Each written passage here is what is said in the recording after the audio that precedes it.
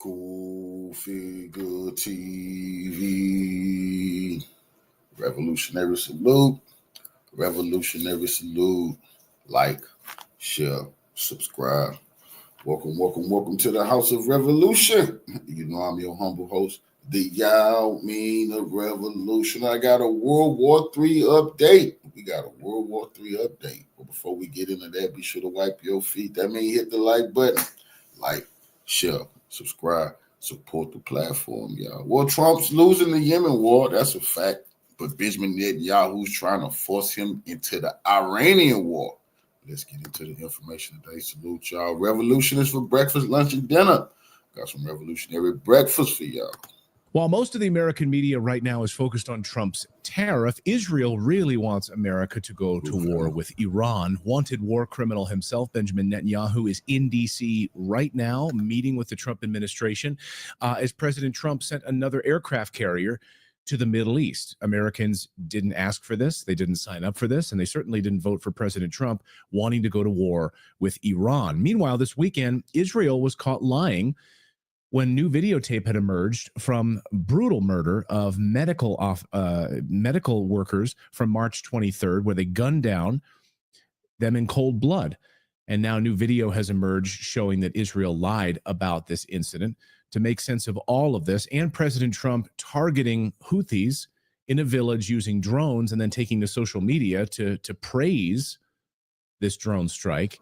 That was a war is John crime. Kiriakou. He's the host of Declassified, CIA Declassified on Unified Television. He's a CIA whistleblower, and of course, he called attention to President Bush's illegal torture by the CIA, and then they went after him for it.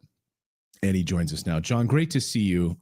My pleasure. I know you don't pull any punches on this, and we don't either. Here, a few minutes ago on the show, we were talking about Trump's tariffs, and I believe there's a lot of really good things about that. But on this, I'm absolutely furious about it. Benjamin Netanyahu in Washington, D.C., clearly, it seems, pushing the United States towards war with Iran. First, on that point, what do you make of this? This is something, as you correctly noted, that Benjamin Netanyahu has done on literally every visit to the United States since he first became prime minister. I remember when I was still at the CIA more than 25 years ago, every single time Netanyahu would go to the White House, he would say to whoever happened to be president, you have to attack Iran, you have to attack Iran, you have to attack Iran. And president after president told him, we don't want to go to war with Iran. So here he is again, after all these years, demanding that the United States attack Iran on Israel's behalf, is what it comes down to. I hope, like you do, that Donald Trump has the wherewithal to stand up to this. And you are also right that the American people did not vote for a war with Iran. It would be, well, first of all, it would be devastating. We've had military leaders on our show who said, this is not a war that we would win. Russia, of course, would come to the defense of Iran. It would be a World War III, global disaster, absolute disaster. I want to get your sense of this, too. This weekend, this new videotape emerged from March 23rd.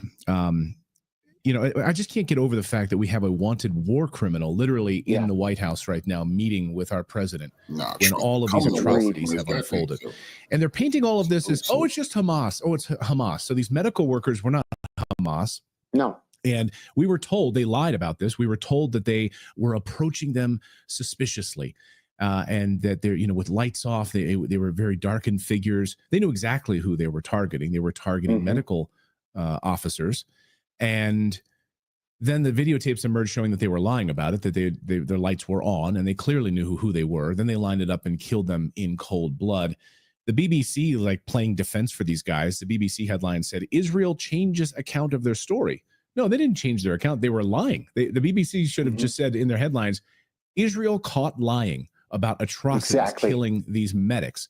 So when the world just sits back and allows this to happen, and then they said, oh, well, you know what? Then they were Hamas. And that's like the blanket excuse they can use for everything. That's right. Everything is Hamas. Everything is Hamas. It's so infuriating, John. If you believe the Israelis, Hamas is millions strong. And we know that that's ludicrous. It's absurd.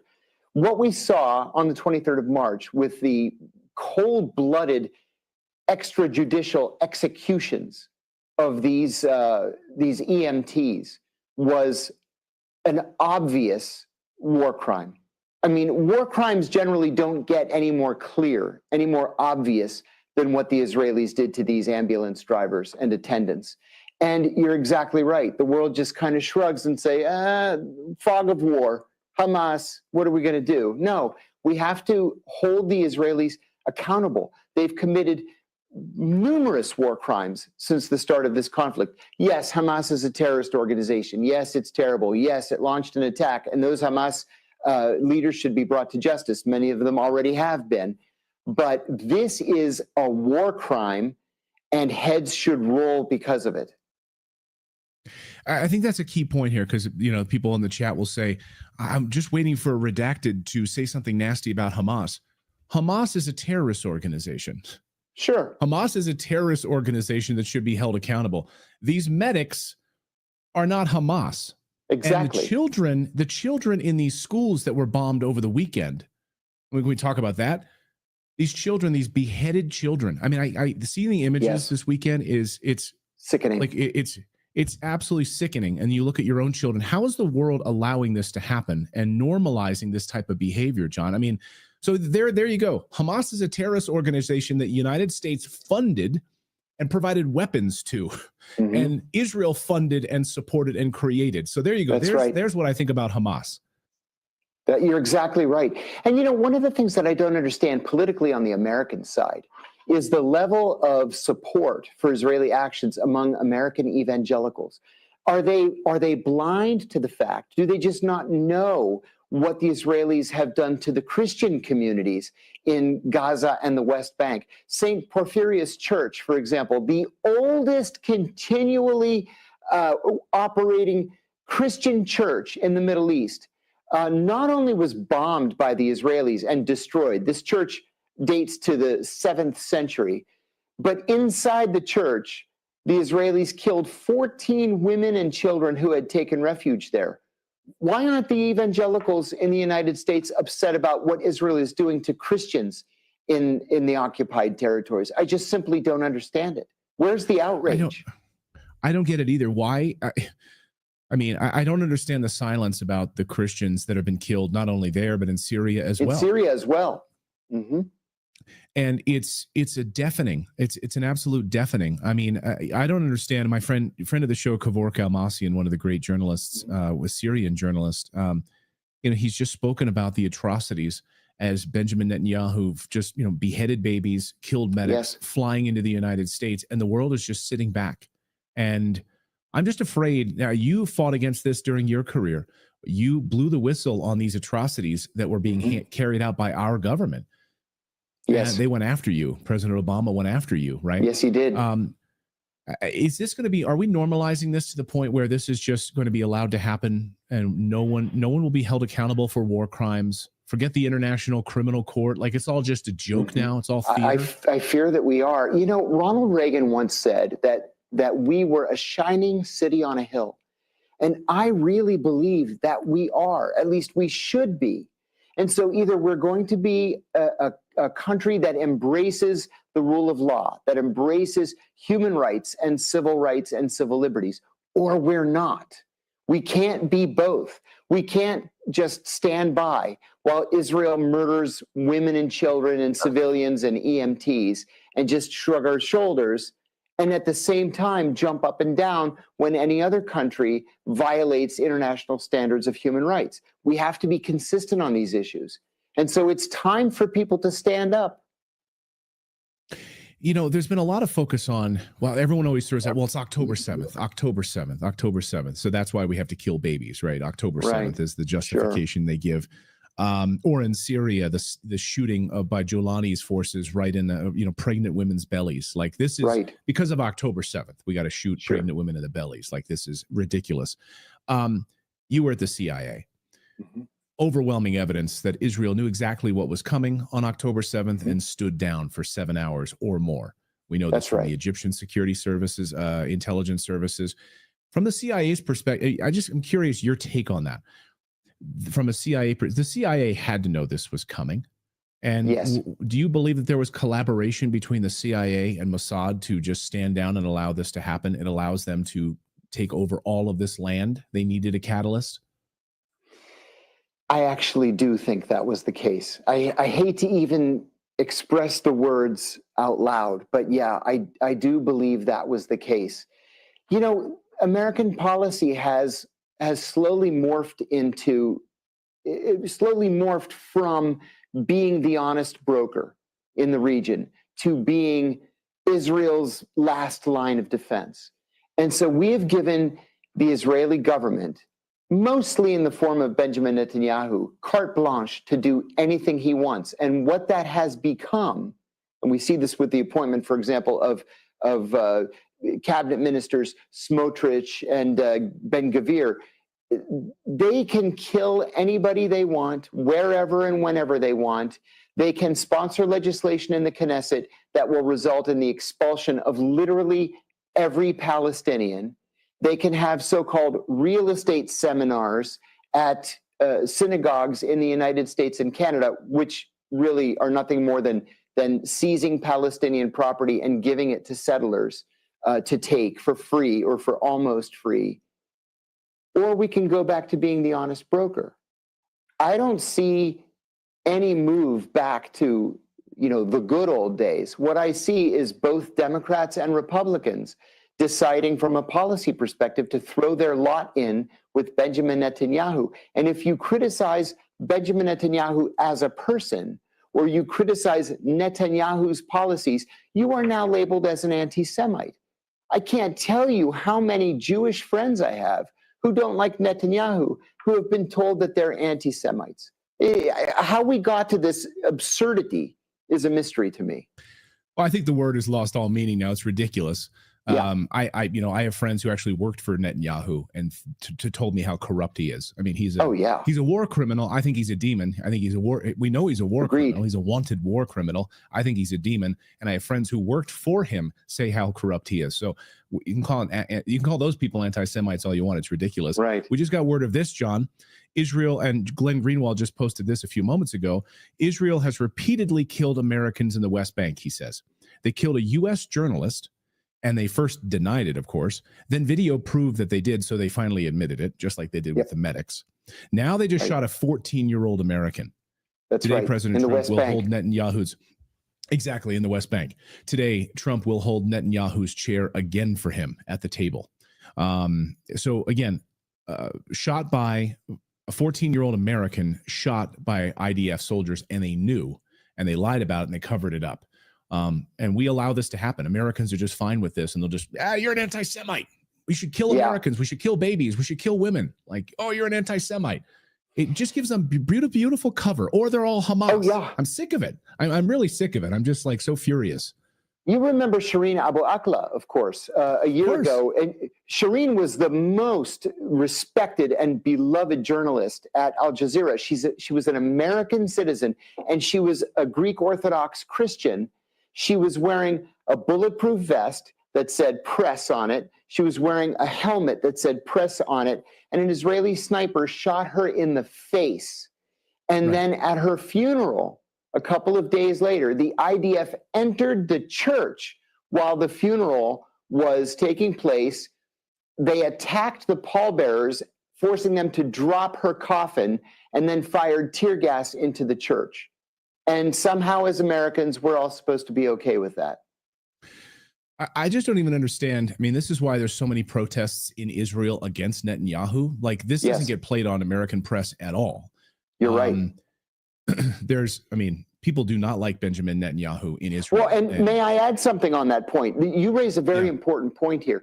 There are dozens of political parties in Israel. Benjamin Netanyahu happens to be the prime minister. He happens to be the leader of the Likud party. But he has never won more than 27% of the vote. Never. You're talking about 73% of Israelis who don't want him to be the prime minister. So why do we support him blindly? I don't know. This is the great question. It's the great conundrum, John. but they'll label you an anti-Semite for telling the truth about it. Yes, indeed. Meanwhile, Israelis watching this massacre unfolding are also not supportive of this corrupt leader of this country, and yet President Trump is going to hold his chair again. And many of these MAGA influencers President Trump can do no wrong at all, will just go blindly along with, funneling billions of dollars into Israel, taking us to war in Iran. It's just absolutely disgusting. I hope people can wake up on this. John, thank you so much. Thank you for allowing me to vent today, because this has just been an infuriating weekend on this subject. My pleasure. Thanks for educating so many people. Oh, thank you, John. Great to see you. My pleasure. Hey.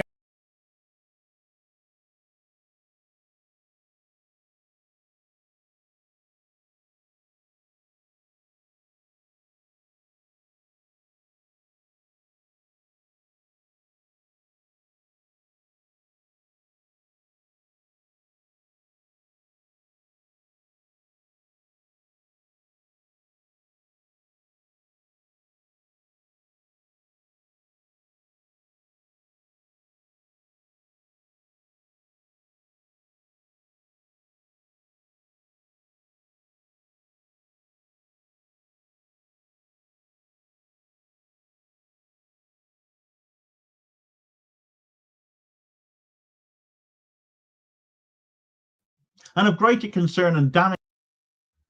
Right, so the Houthis of Yemen have continued to strike Israel, continued to strike US warships, and all despite attacks being launched against them. And do note, I mean against them and not on them, since Trump has had more success at striking innocent civilians celebrating Eid in Yemen than any Houthis.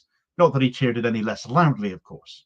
Heck, if he was any more delighted, he might tariff those penguins again, and in his brain he might think he has to before much longer, because for as much as he thinks the US might be winning against the Houthis, the truth is a long way from that. The truth is that in 3 weeks, the US has spent almost $1 billion fighting the Houthis and have achieved nothing. The strikes from the Houthis continue. Their significant arsenals remain largely unfound, and those that have often been more reinforced than originally thought. Not only is the cost of fighting the Houthis enormously unsustainable for the US, though, the US arsenal in its most cutting-edge weapons is being depleted. So should arms be needed elsewhere, for example, there is a threat by China against Taiwan at the moment, they will have increasingly less and less to retaliate with as Trump repeats the mistake of the past of trying to take out the Houthis with warfare. It never worked before, and it isn't working now. Right, so it has now been reported that the United States has blown almost $1 billion in just 3 weeks bombing Yemen in a desperate attempt to stop Houthi attacks on Israel and on US warships. Yet the campaign has achieved almost nothing. Despite that expense, despite relentless airstrikes, the Houthis, as they are best known, Ansar Allah, to give them their proper name, have not been deterred whatsoever. Their military capabilities remain largely intact, and their attacks in solidarity with Gaza have only reinforced that, very much continuing as they have. Worse still, the US is expending precious munitions, losing high-value drones, and killing civilians, all whilst defending Israel's genocide in Gaza, which is itself funded and armed by Washington for the most part, as we all know. So all these weeks of striking the Houthis has not just been a military failure, it has also been an extortionately expensive strategic disaster. What could that $1 billion have been better spent on, especially as tariffs bite on basically every single import into the US now for ordinary American consumers?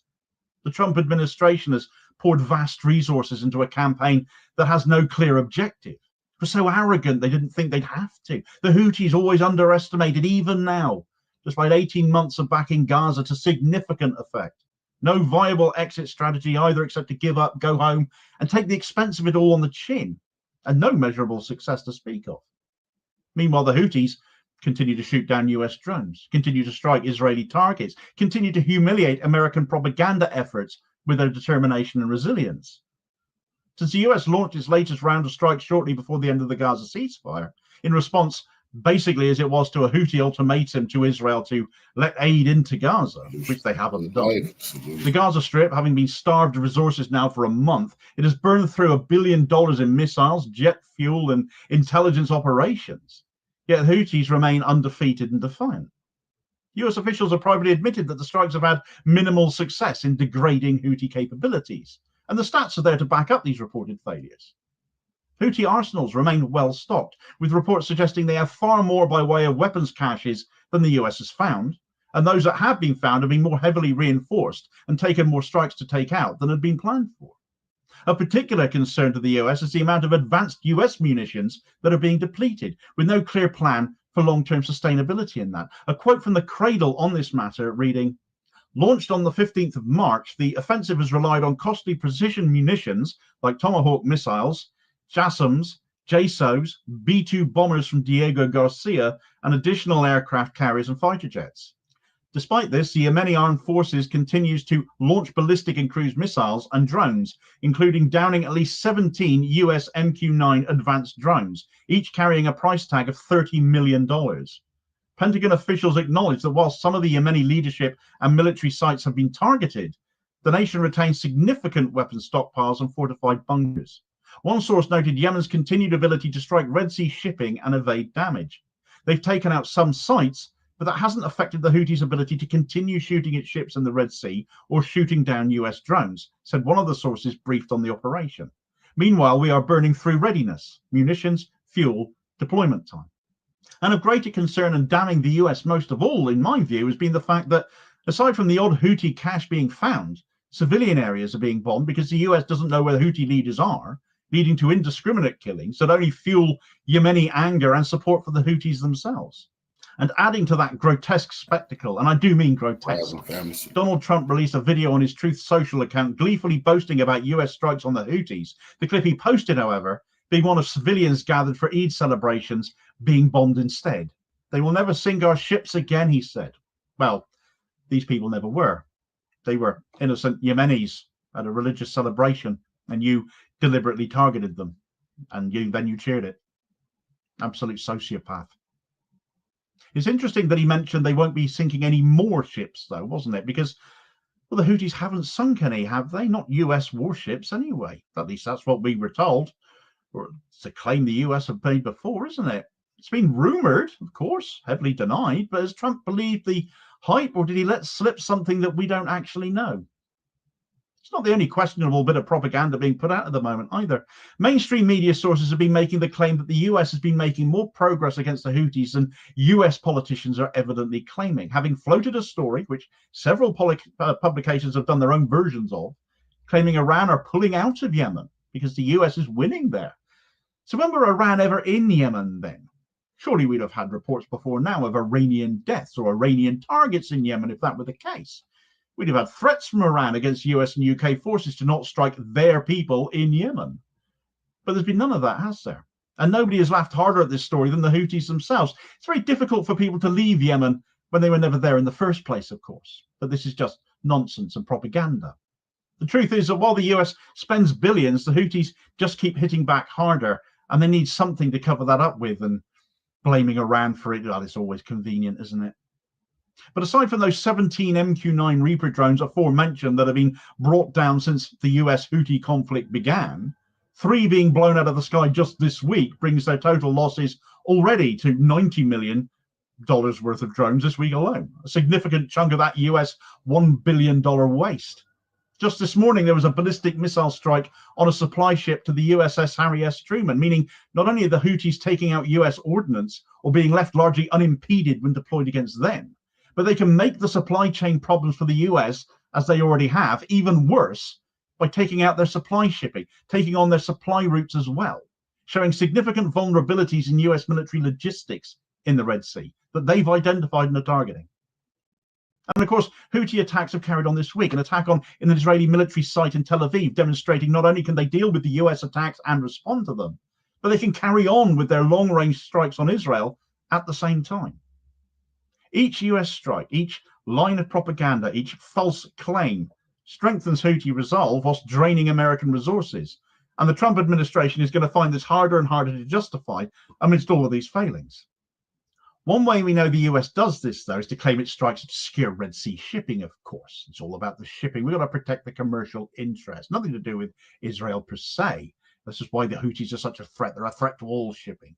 Yet commercial traffic has plummeted because insurers still see the Red Sea as unsafe, and they prefer to continue to go around Africa instead, incurring the greater cost of that. And they carried on doing that even through the Gaza ceasefire.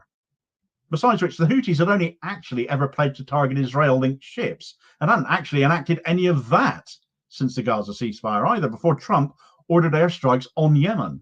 So any such claims as this should fall on deaf ears. The only reason the US took up arms against the Houthis again after they downed tools during the Gaza ceasefire was to defend Israel's genocide in Gaza and support its continuation.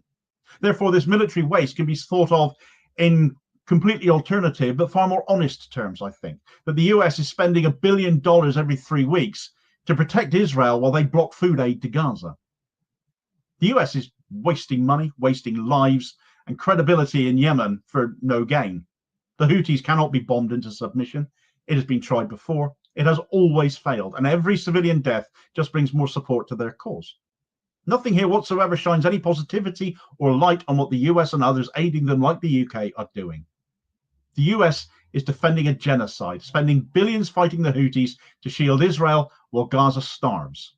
The strikes are ineffective, Houthi capabilities remain strong, US stocks are depleting, and at some point reality will have to bite even for the Muppets in Donald Trump's regime.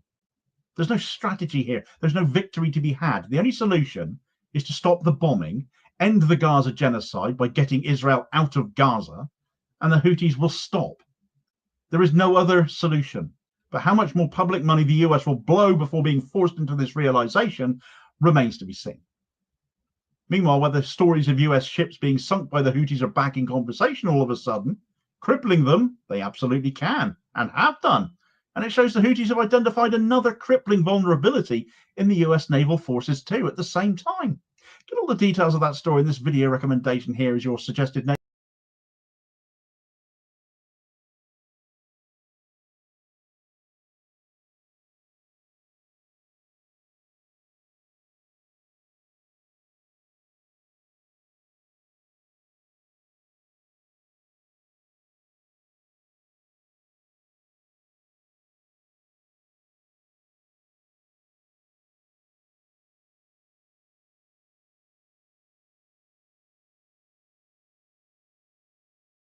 Salute, family.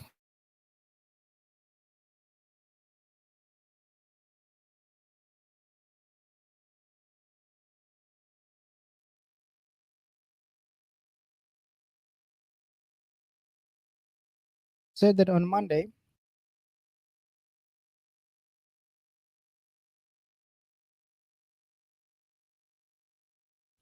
want to give you some more updates as to what is happening right now.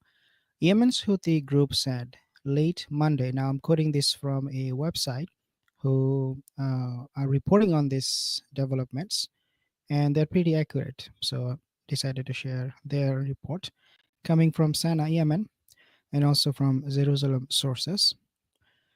It said that on Monday, it launched a drone attack on a military target in Tel Aviv. Houthis, they have launched a drone attack in Israel and struck 2 U.S.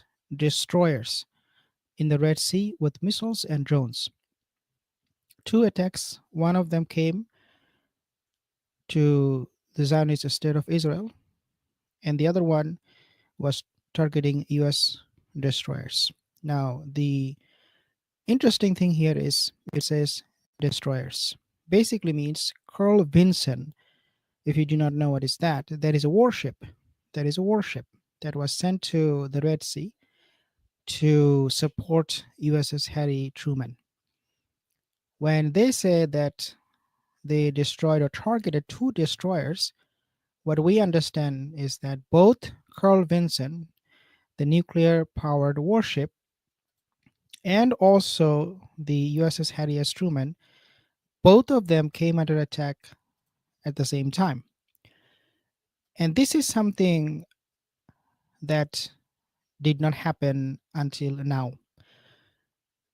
Why? Well, it is because maybe they were not within the range of the Houthis in the past, or maybe it could be something else. But this never happened until now.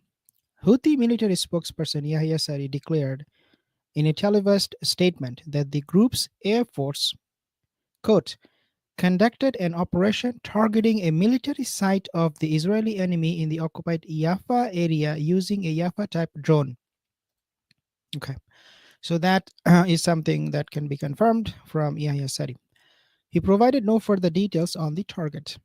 Sari added that a separate operation targeted, quote unquote, 2 American destroyers in the Red Sea with several winged missiles and drones. The US has not yet commented on the Houthi reports. However, the Israeli military said that its air force intercepted a drone approaching from the east earlier in the day before it crossed into the Israeli territory. Regardless of what is happening and how they are reporting on this, we can easily come to the conclusion that the attacks on Israel and also on US warships, they are increasing by day.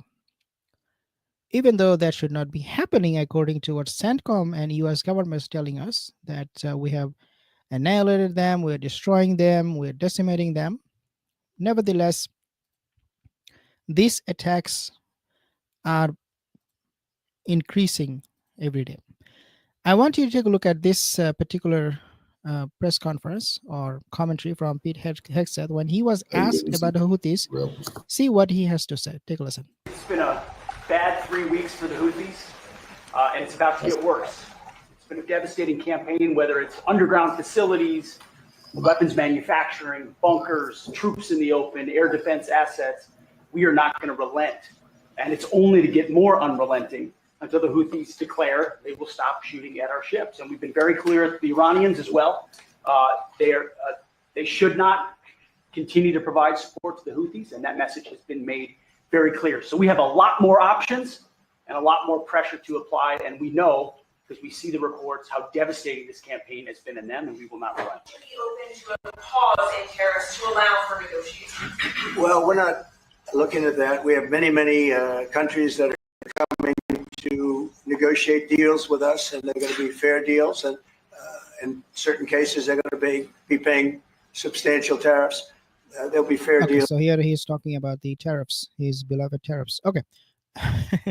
Now, the news continues on from that same source. It says that, quote, no alarms were activated in accordance with protocol. The military noted in a statement, Israel's army radio confirmed that the drone originated from Yemen. Last month, US President Donald Trump said that he had ordered decisive and powerful military action against the Houthis and later threatened to completely annihilate them, quote unquote. At least 76 civilians have been killed and 182 others injured in US airstrikes across Yemen since March 15th, according to the Houthi-run health ministry. The Houthis have targeted ships in the Red and Arabian Seas, the Bab al-Mandab Strait, and the Gulf of Aden since November of 23. In solidarity with the Palestinians in Gaza Strip, the campaign of airstrikes started after the group threatened to restart targeting ships because of Israel's blocking aid from entering Gaza. The attacks are coming now also at a time when United States not only sending more military assets to the Red Sea, but also to Diego Garcia. Now, Diego Garcia, we have seen the B-2 bombers, and the understanding is that the reason we have those bombers in Diego Garcia is to counter Iranian threats, right? But the question is this. The question is, if the Yemenis cannot be stopped, would United States go after Iran? And of course, Iranian, they are going to be a lot more fearful. They're going to be a lot more tougher in terms of a target for US military than the Houthis. There is no doubt about that. These certain developments, they are very indicative that the United States perhaps will eventually relent, especially with its rhetoric to when they talk about attacking Iran. Hopefully they will relent. Hopefully they will take a look at their situation in the Red Sea and say that we cannot stop the Houthis. They are actually attacking us every single day. The leadership echelon is pretty much well and active. Let's not start a war with Iran, because if we do, then it will be foolish. But Houthis are wreaking havoc right now in the Red Sea for the whole world to see. And as Pete Hegseth said, they're not going to relent. We just do not know where this will stop, if at all. And we do not definitely know how they're going to come up with a solution to stop the Houthis, which right now looks very unlikely to happen in the short period of time. Subscribe for more updates. See you in the next one.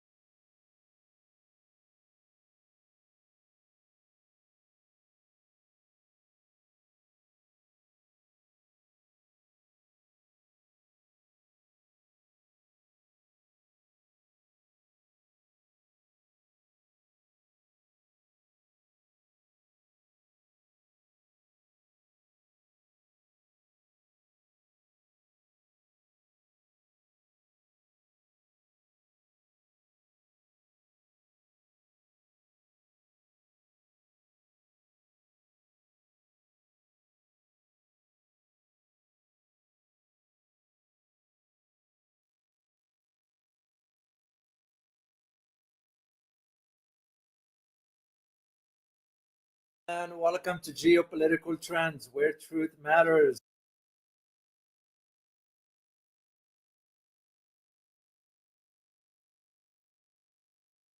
This is what the secretary said about Iran, that it will never obtain a weapon, stressing that the United States will not allow it. How arrogant of us to be thinking in these terms, because here is the thing. Here is the thing. Why couldn't he say this about, let's say, North Korea? You know, makes you just wonder. It's because what Marco Rubio's statements, you know, literally, why couldn't he say this about North Korea? Oh, we will not allow North Korea to obtain a nuclear weapon. So, and it shows you right there the mindset of where things are regarding a hawk, a warmonger, the likes of Marco. So this is just what you need to understand this reality. A third topic, which is very, very important for you guys to also understand, and this one has to do with here I have a picture because it will make more sense to you. Russia. Okay. Yeah, check it out here, guys. Oh, what is it? Pardon me here, guys. Let me just get this one for you here, because it makes more sense to see it. There we go. So take a look at this one here. This is the central bank of Russia. Why is this important? It is important because 25 countries has joined now Russia's alternative payment system to SWIFT. This is what's crucial. Of course, we're not going to hear about it. I didn't find that information here in the US. So this is why now Alla Bakina, she's the head of the National Payment System Department at the Central Bank of Russia, said that 177 financial institutions from 24 countries, exactly 24 countries that are currently participating in the Russian financial messaging system known as SPFS, which was developed as an alternative to the global payment system. It's a major development, guys. You only have to understand the link between the financial aspects and the geopolitical tensions that's taking place. And the last thing I'm going to share with you is this one right here, guys, before I'll jump into my topic. And this one has to do with this picture here. this U.S. aircraft carrier. But that's not the point. The point is that it was an article written by Brendan Wakert. He's the security editor of the National Interest, stated, and I quote here, any conflict with Iran will significantly increase the likelihood of the U.S. aircraft carrier being seriously damaged or sunk, noting that the abundance of U.S. forces in the Middle East weakens it rather than strengthening it. And he was spot on. Just because we have so many bases and so many troops in the Middle East doesn't, or West Asia, doesn't make it a point of strength. It makes it a weak point. Like we have a target on our back. And when you add to the picture an aircraft carrier like a Syrian duck, Iran has the capabilities of sinking an aircraft carrier. I just found it very, very interesting for you guys to know this one. All right, let me dive into my topic here. And as I mentioned, officials at the Pentagon, there are 3 sources, anonymous sources, they didn't want to come forward, said, well, this is what this says, word for word, and I quote, "We have not succeeded in destroying the Houthis' massive arsenal." And that in itself, it shows you the idea of where things are regarding that. Here is with all the mighty power, the military one, and we couldn't even defeat the Houthis. So, and this is where those Pentagon officials are the ones that are reported that the success in destroying the Houthis' massive arsenal of missile, drones, and bombers was not significant.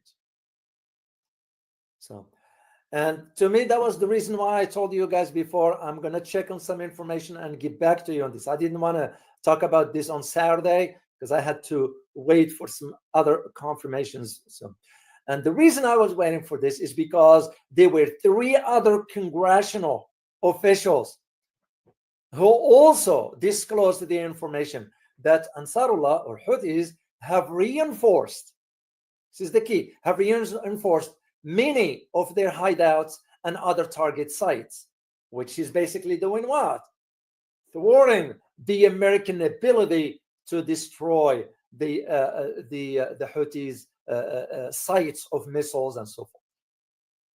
And this is why, as it stands now, and I'm going to get into the cost, one particular information that was released during this report is that so far about $200 million, not the overall cost. This is just in munition. We're not talking how long it takes to move an aircraft carrier, the cost that it takes to launch an F-18 or F-16 or a Hornet, whatever that is, the cost it requires to launch a missile. We're talking only munition. About $200 million in just 3 weeks. So, and so far the airstrikes have not achieved their objective.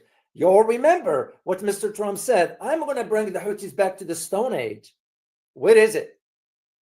So, and you also have to consider now the additional assets that we have put into place, in addition to the human cost of deploying 2 aircraft carriers, in addition to bombers, fighter jets, the Patriot missile systems, and the THAAD air defense systems. All this to fight the Houthis. And we couldn't defeat them. And that is why there is now, in my opinion, the way I look at it, moving forward, this is not going to be over anytime soon. Even though Mr. Trump's saying, I'm going to just go wipe them out and be done. The same argument we made about Afghanistan, the same argument and a mistake we made about Iraq when we went in and said, I remember I was in the thick of it at the beginning when I argued against the invasion. I was told, oh, Mr. O, it will be a quick walk. We're just going to go liberate Baghdad and get out. I say, hell no. You're staying in for the next 15 to 20 years, let alone the cost in treasure and blood that are associated with that. And here we are again. You will think we will learn something from history. Apparently not, because we are poor readers. So. Now, despite the new raids that we are conducting, you know, we've been conducting now more raids, and nothing have deterred the Houthis and will ever deter the Houthis. So the recent one is that the Ansarullah, or Houthis that is, reported that new airstrikes, this is within the last 24 to 48 hours, targeted Al-Sayed area in the Kitaf district. Kitaf district is in the north, in Sa'da. So, in addition to the Kahlan area, which is east of the north city of Sa'da as well. At the same time, Israeli media reported that the U.S. air defenses intercepted a missile launched from Yemen before it reached Israel. I'll let you reach your own conclusion on that, and I am going to share a clip with you, and you reach your own conclusion. Please take a listen here, and it's just a sound of it, because that's what I was able to look for or find this weekend. I was working on this one to put it together for you. Oh, let me turn this on so you can hear. It says right there, guys, in Arabic, the moment of the fall of the missile in Escalation.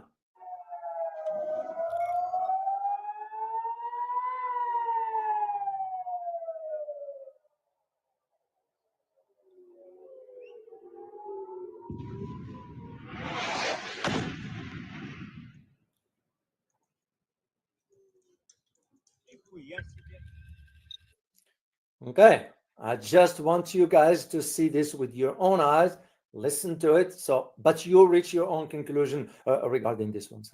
So now, to go back to my specific topic about the Houthis and the U.S. failure to deter or even defeat the Houthis now. And this is where the Houthis mentioned that the U.S. warplanes have launched now a series of airstrikes, as I said, in Sa'da, Hudaydah, and Sana'a, which is the capital. So the total of all this, you're looking about just the city, the southern part of Sa'da. They were about 17 raids in 2 waves, meaning 2 sorties or 2 strikes, whatever term you want to use. And this starts, of course, since March 15, when Mr. Trump announced that he had ordered now his forces for a major offensive against the Houthi group. Before, and here is the key, and I put it in quote here, before Mr. Trump mentioned that, oh, by the way, this will be a complete elimination of the Houthis. End of quote. Yeah, good luck with that, Mr. Trump. So, and the thing is, how the Houthis responded to that. And I read the statement by Abdel Malik al-Houthi. Abdel Malik al-Houthi, he's the head of the Houthis. So what he's saying, basically, is that the Houthis responded that Trump threat will not deter them from continuing their support for Gaza. This is where, again, I'll tip my hat to them, because you give credit where credit is due. Tell me if there is any pathetic Arab or Muslim leaders came forward and said, oh, I'm going to condemn what the U.S. is doing. I'm going to condemn what the Israelis are doing against the Palestinians. Tell me if there's any Arab or Muslim leader beside Iran and Yemen. None. Let alone that, as I mentioned earlier, Mr. Trump sanctioned 10 Arab countries because he knows they are pathetic. They won't be able to say a word. As a matter of fact, Mr. Trump now prepares for his upcoming trip to none other than Saudi Arabia. Why do you think the meeting between Russia and the U.S. took place in Saudi Arabia? Because the Saudis bribed their way to host this so-called sort of the meeting for the optics on a global stage. And they had to pay $1 trillion in investments. That's how pathetic Muslim and Arab countries. So now I know there are now demonstrations in Morocco regarding the Palestinian, the Gaza issue and so forth. But this has nothing to do with that. Morocco is also concerned. It's because unemployment is going to the roof The economy conditions for an average citizen is going bad. So to Morocco, which, by the way, has a relationship with Israel, diplomatic. There are 4 countries, Arab countries, that have officially diplomatic relations with Israel still till today. United Arab Emirates, Jordan, Egypt, and Morocco. Come on, let's be fair, let's be just, let's be honest, let's be pragmatic about it. If you are to call yourself a Muslim, and you are witnessing what's going on, this is when you start to realize, and I'm not going to get into the religion, how manipulative a religion can be and is. Now, I respect your prerogative regarding religion. Whatever religion you practice, you are entitled to whatever. To me, just for me, when I spend sleepless nights starting to question, I will get up at 3 o'clock in the morning and sit quietly in my living room just thinking about this role of religion and the role of God, however you perceive God to be. If this God is so powerful, why will he or she will allow massive destruction that's going on, like in Gaza, like what happened in Myanmar, like what happened in Bangkok with the earthquakes? If this God is so merciful, why? And if these so-called Arab and Muslim countries claim to be supporting the Muslim Ummah, which is nonsense, it's nothing but pathetic. And that's what prompts me to start to think and question. Because when you stop questioning, that's when you stop evolving intellectually. Doesn't matter religion or not. And now the Houthis have proved, once again, guys, and you're smart enough, once again, tell me if there is any so-called Muslim or Arab countries beside Iran and Yemen that stepped forward and challenged what the US is doing or what Israel is doing, or even condemning it. As a matter of fact, at this time of this, that I'm doing this, there is an official from Israel government is visiting United Arab Emirates. And the foreign minister of United Arab Emirates is welcoming the guy. So, once again, this is what I need you guys to understand the big picture of this.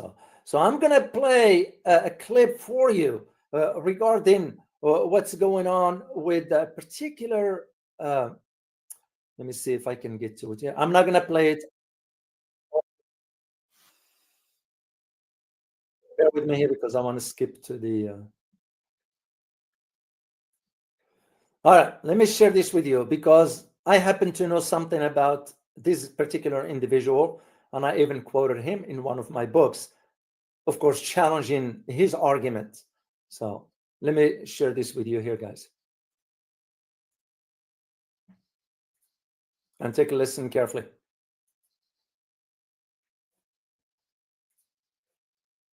A question. With renewed war in Gaza and Yemen and instability spreading across the entire region, what are President Trump's true goals in the Middle East? Let's get to the bottom line. The Gaza ceasefire. That ceasefire was put to a violent end by Israel on March 18th when it launched a bombing campaign that killed 5 mid-level Hamas leaders and hundreds of civilians, mostly women and children. U.S. officials now say they're working on a different ceasefire plan, but now Trump is beating the drums of war with Iran and threatening dire consequences unless these Yemen attacks stop.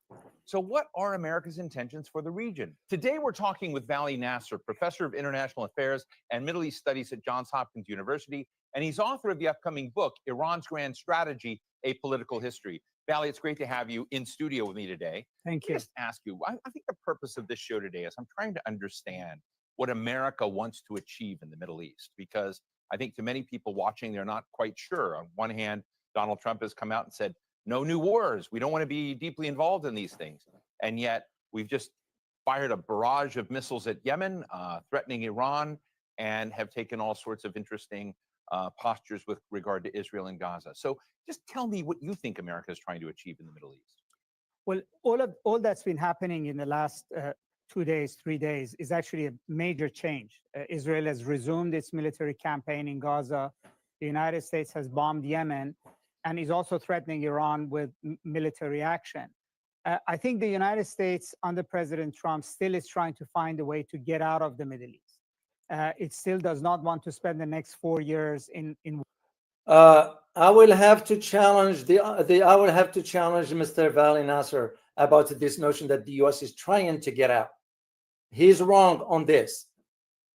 wars in the Middle East, and he wants to focus on China, Russia, domestic sets of issues.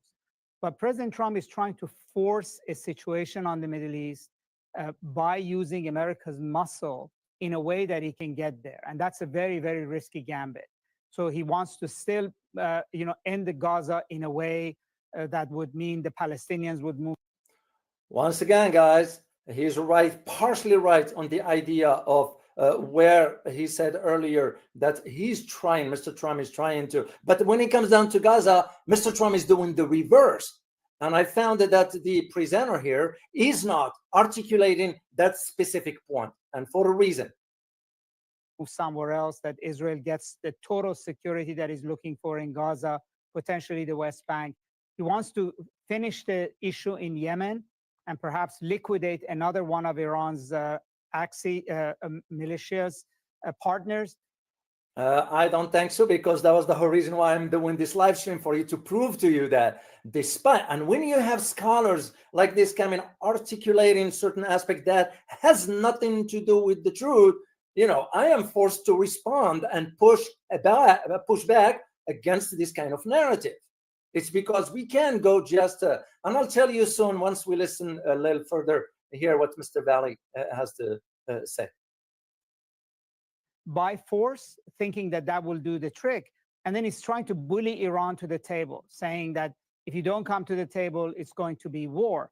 And he's calculating that this kind of a strong arming the region will basically get the Middle East to where he wants it to be, which means that he can then basically move on to other things. So I've read a lot in. Okay, I'm going to stop right here, guys, because I need to keep going with what I want to talk about. Now, Vali Nasser, you need to understand where he comes from. He comes from Johns Hopkins University. I'm very familiar with, as a matter of fact, I almost applied for a position to teach for Johns Hopkins University in Rome, in Italy. Didn't go through. I'm glad it didn't. But here is the thing. What you need to know about Johns Hopkins University, especially the Center for International Security, the SAIS, which is located in Washington. Now, Johns Hopkins has a strong ties to the U.S. government. Why? Because it offers a curriculum focused on international relations, diplomacy, and policy, and its graduates often pursue careers in the government or related field. And this is what I found it very, very challenging. And as a matter of fact, I challenged in my writing when I wrote my Iran book, because I had to quoted him on one aspect that I completely disagreed. So take a listen here of what I wrote. I wrote back then in my Iran book. Indeed, the Iran-Iraq conflict paved the way for the revival of the Shia, especially after the 1979 Islamic Revolution led by Ayatollah Ali Khomeini that ousted Mohammad Reza Shah Pahlavi, a U.S. ally. The conflict cemented the rule of both leaders, Khomeini in Iran and Saddam Hussein in Iraq, thus shaping the Persian Gulf for years to come. Interestingly, one thinks that with the removal of Saddam Hussein, the Shia revival will prosper. To the contrary, it did not. Vali Nasser, which is the guy you were listening to, guys, earlier, Vali Nasser writes, and here is what I wrote, what he wrote, and I quoted him. What Iran revolution has failed to do, the Shia revival in post-Saddam Iraq was set to achieve, which I disagree with that. To challenge that, the Shia revival poses to the Sunni Arab domination of the Middle East and the Sunni conception of political identity and authority is not substantially different from the threat that Khomeini posed, which is way off, in my opinion.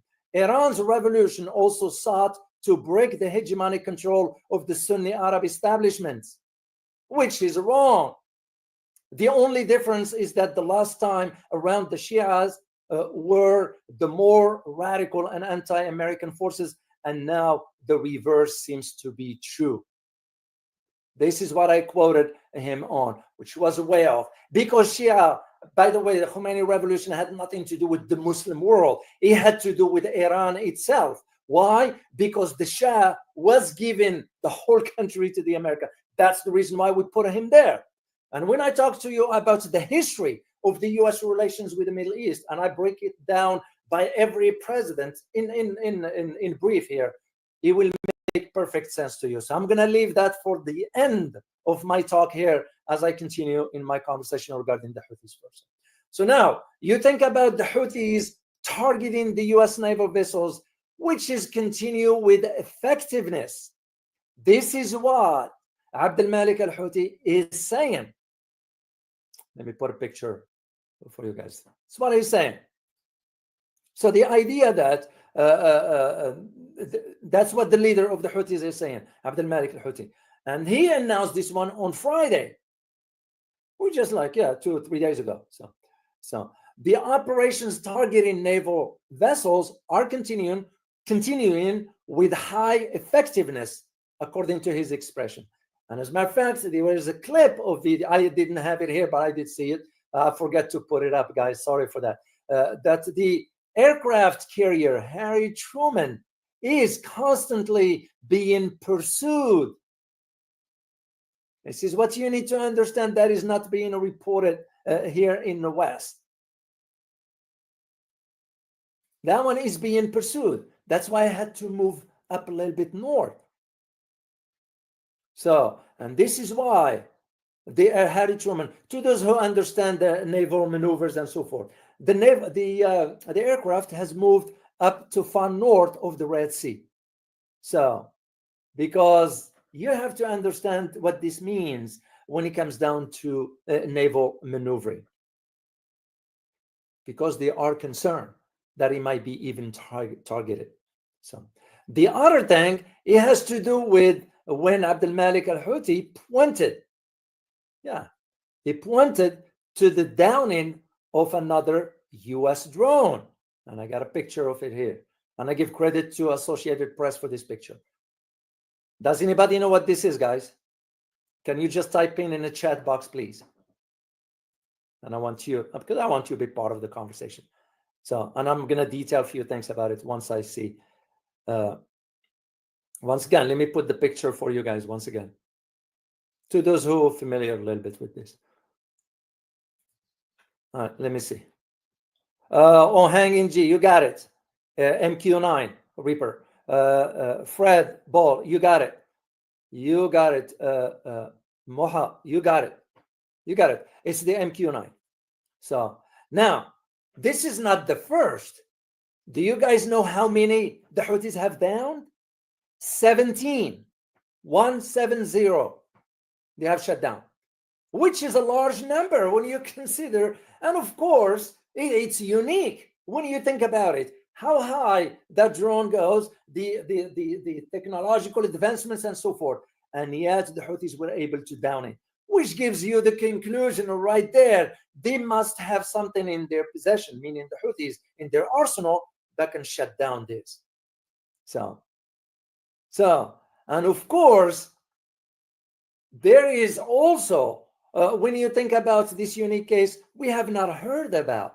This is why we are not hearing about it here. And of course, we are not disclosing, even specifying the period of when those drones have been down. So I remember when I used to, and as a matter of fact, believe it or not, guys, I did previously I did a presentation regarding this particular developments in the region at that time. And I remember when I presented on this topic to several audiences, they were like, well, they can be, you know, the US military presence in the Middle East. And I said, it won't matter, because that's nothing but a posturing.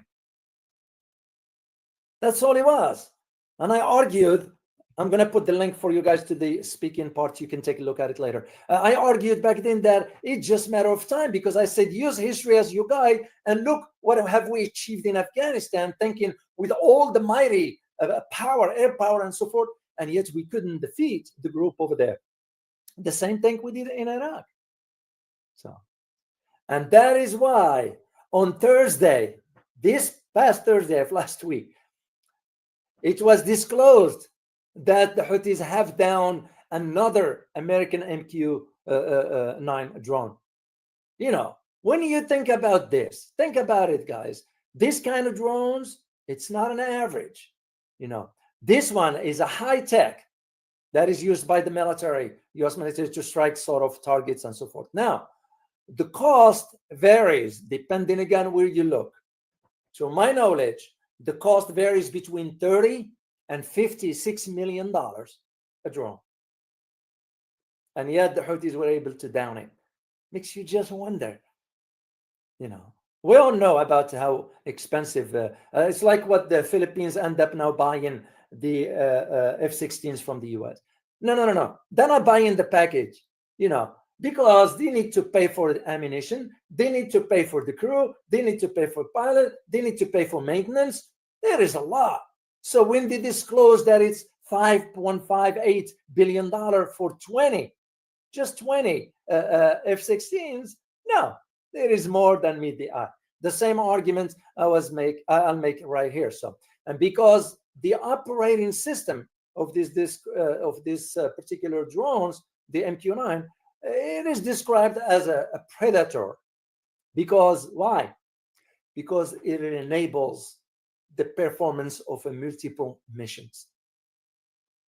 So, and just in the past 2 or 3 weeks, this is now the third one that the Houthis have done. So the total so far, 17, to my knowledge, based on sources that I looked into. So, and this is one thing you need to understand, why all of a sudden you have to think in terms of, are the Houthis' attacks being intensified? The answer is yes. It's because we couldn't wipe them out, as Mr. Trump said. So, and that is why now you start to have a different narrative inside the Pentagon. As of Friday evening, it was the conversation among some high-ranking officials in the Pentagon with those two individuals, I think 2 or 3. I couldn't remember or confirm this one, 2 or 3 that wanted to remain anonymous. They didn't want to disclose it.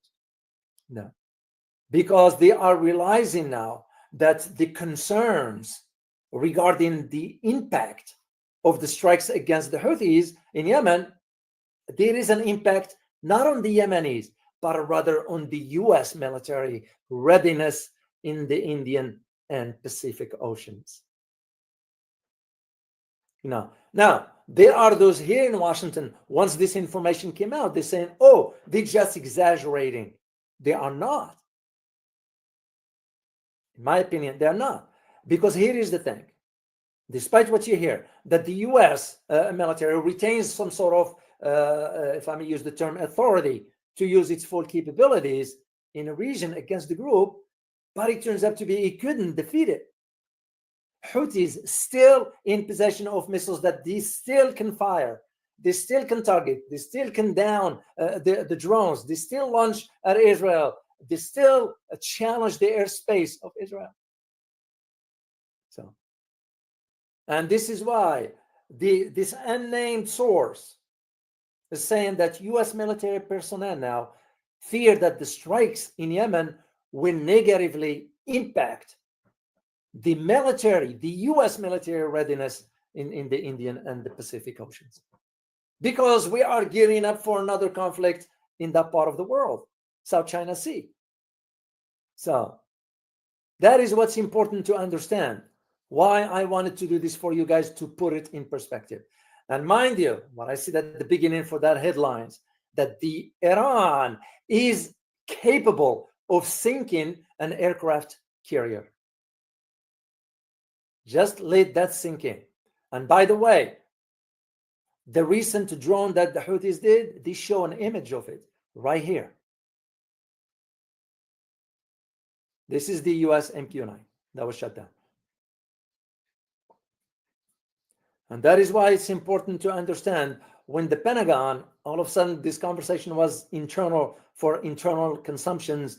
And I think, this anonymous 2 or 3 individuals, they just trying to avoid the disaster. But it's too late for that, because now we are back down in Yemen. If we retreat, that just dismantle our credibility beyond what it's already shattered. Adds another page to the failure, abysmal performance of American might per se, military following Afghanistan and Iraq. One way. Or you have the other option is to sit down and negotiate with the Houthis. And the Houthis are saying, whatever, all we are asking for Israel to stop its acts of war and destruction and famine, preventing water and so forth against the people of Palestine. And yet, no Muslim country or Arab leaders, all of them are pathetic. Because what they're doing, they're all saying, oh, it's all about religion. It's all about this. It's all about that. That just makes you just wonder. So, and that is why I am confident that we are not going to be able to defeat the Houthis. So I'm going to share a quick link with you just to make a point regarding one aspect. I don't know if I have it. I kept it here somewhere. Yes, regarding when Muslim countries talk too much. I'll give you a quick example about the Saudis. So take a listen at this. So I'm going to share it with you. And it's on YouTube, guys. If you know where to look, you'll find it. But I'm going to share it with you here. Share. Spot on. Couldn't agree more. There we go. When Saudi Arabia offered to build 200 mosques in Burkina Faso, President Ibrahim Traoré probably chuckled and said, thanks, but no thanks. Instead of adding more places to pray, he suggested something a bit more. Why is he trying to... When Saudi Arabia offered to build 200 mosques in Burkina Faso, President Ibrahim Traoré probably chuckled and said, thanks, but no thanks. Instead of adding more places to pray, he suggested something a bit more practical. How about schools, hospitals, or businesses that actually help people? Imagine a Burkinabe citizen walking into a brand new mosque, hungry and jobless, praying for food, when what they really need is a job. Traoré basically told the Saudis, we appreciate the thought, but we'd rather have opportunities, not just sermons. Now that's a leader who understands that you can't pray away poverty. You need action. When Saudi... Spot on, because if you only know how many billions the Saudis have spent on building madrasas and extremist views of Islam, which have nothing to do with the religion, assuming you believe in a religion and so forth, that's your prerogative and all that. All it's for nothing. I mean, even in Yemen in itself, when Ali Abdullah Saleh, and I was in that mosque, I went there physically to see with my own eyes, and I asked the person in charge of the mosque, I said, can I ask you a question? He said, yes, sir. Yes, Mr. David. They know me by name at the time, and because I've spent a lot of time, so I get to know them. So, and I said, how much did it cost to build this? Well, we're looking at over $700 million. I was floored when I found that out, because that was the donations from all the Muslim countries. And of course, the mosque bears the name of whom? The former president, Ali Abdullah Saleh Mosque. This is like in Arab, in the Muslim world, they all build mosques in the name of the president or king or whatever, which is pathetic. You're spending $700 million in one of the poorest countries in the Muslim world to build a mosque that is always empty. I was there. I saw there's nobody there. Instead of creating jobs and opportunities. And this is why pathetic Arab and Muslim leaders couldn't take stand regarding what's going on with the US bombing the Houthis and, of course, what's going on in Gaza. It shows you right there, using religion to justify whatever. And that's, to me personally, what prompted me to start questioning. Because literally, guys, and I'm here not to be Mr. Nice, I'm here to challenge your intellectual capabilities, because we want to exchange ideas. And in exchanging ideas, that's how we learn. This is the problem we have in American education system. We stopped challenging students.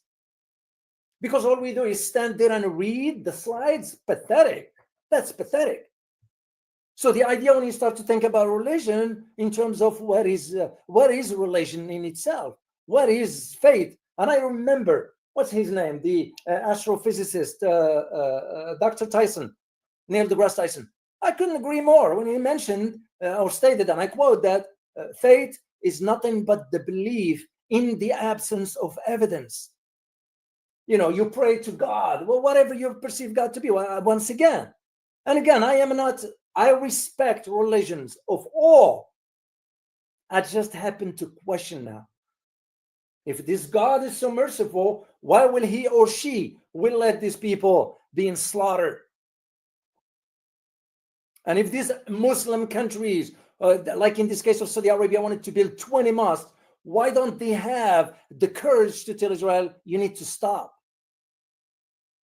As a matter of fact, the Saudis also themselves were thinking about establishing relations with Israel behind the scenes. I was aware of a private visit of an Israeli delegation to Saudi Arabia. Saudis had no clue. And when you consider what Mr. Trump just did with putting tariffs on 10 countries, it tells you the story right there. That's what I found very, very, 10 Arab countries, and none of them had the gut to take stand and say, no, we disagree with you on this. We're not going to allow, we're not going to we condemn what U.S. is doing to Houthis and what Israel, doing to the Gazans. But anyway, you all know where the Arab and Muslim countries, the leaders, when I say, I'm not referring to the people, the leaders, where they stand. They're pathetic, to say the least.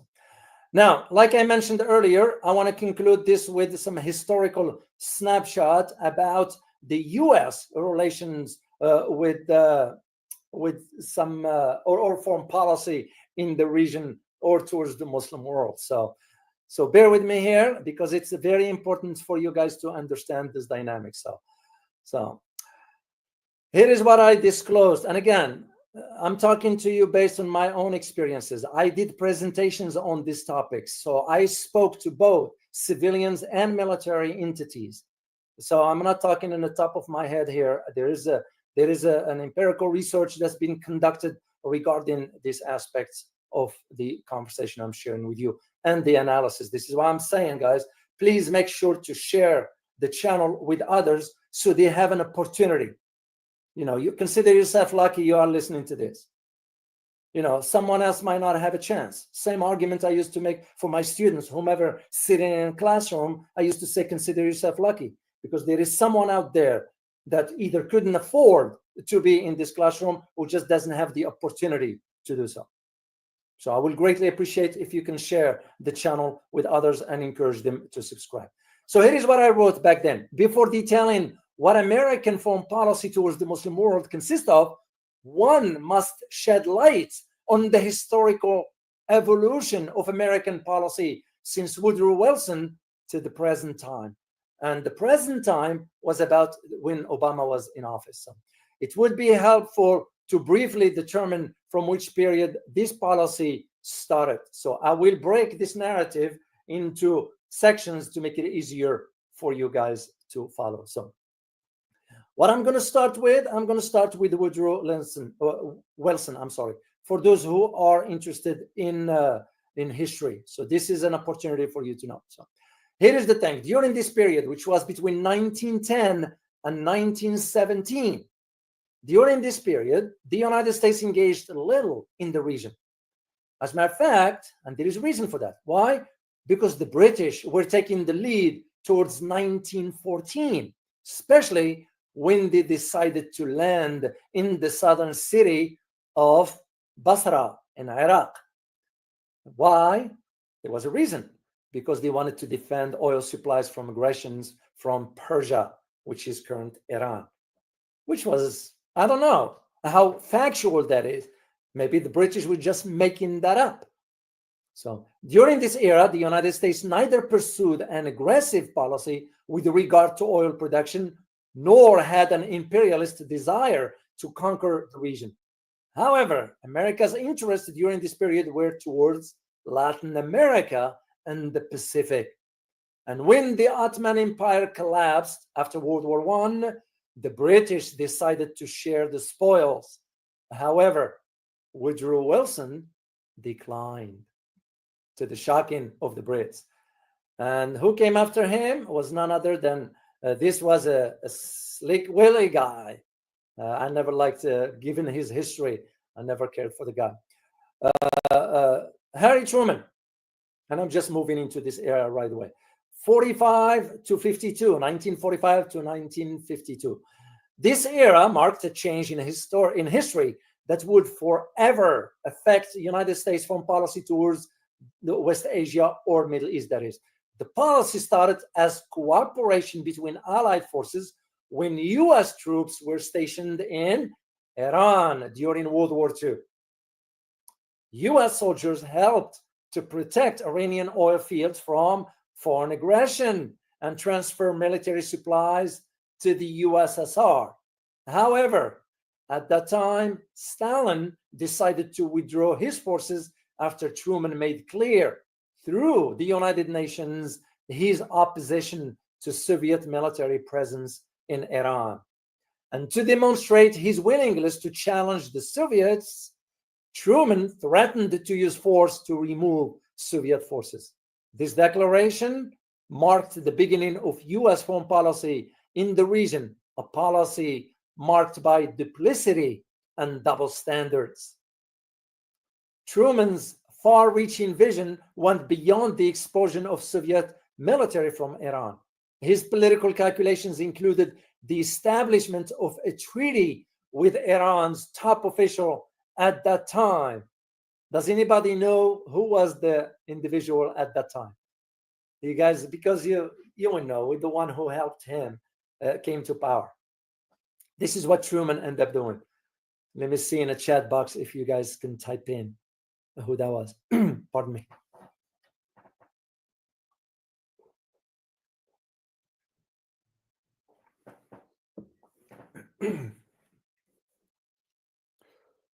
Okay.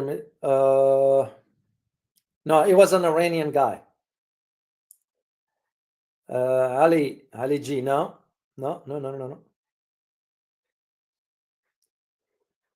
Okay.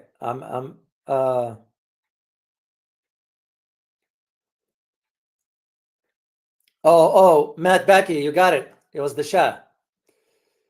Where is this? No, hold on a second. This is not about old or new. You have to understand the context of this, the reason I'm sharing this. There is a reason for it. So, just to put it in perspective for you to understand.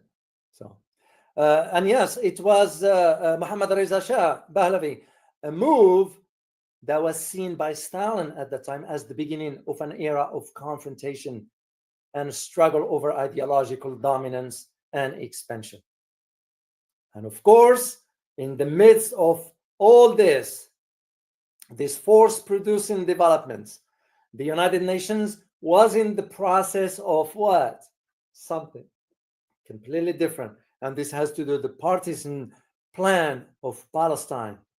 As a result, Truman accepted the outcome of this vote in 1947, in which 57% of the land went to Israel and 43% went to Palestine. So this is why Truman was the one that is set the tone. He's not well liked here in the US, if you ask historians, but he's the one who set the tones for aggressively pursuing for the success of this partisan plan. So, and of course, this event precipitated the creation of the State of Israel, which Truman officially recognized immediately on May 4th, 1948. And what comes next was the beginning of the Arab-Israeli conflict that continues to mark and define, to some extent, American involvement in West Asia. So, who came after him? It was Eisenhower. Now, Eisenhower era, it's important to understand because it was marked by three major events that took place once again, I'm going to just test your knowledge here. 1953, 1956, and 1958, respectively. So what happened in 1953? All remember, guys, within the same area.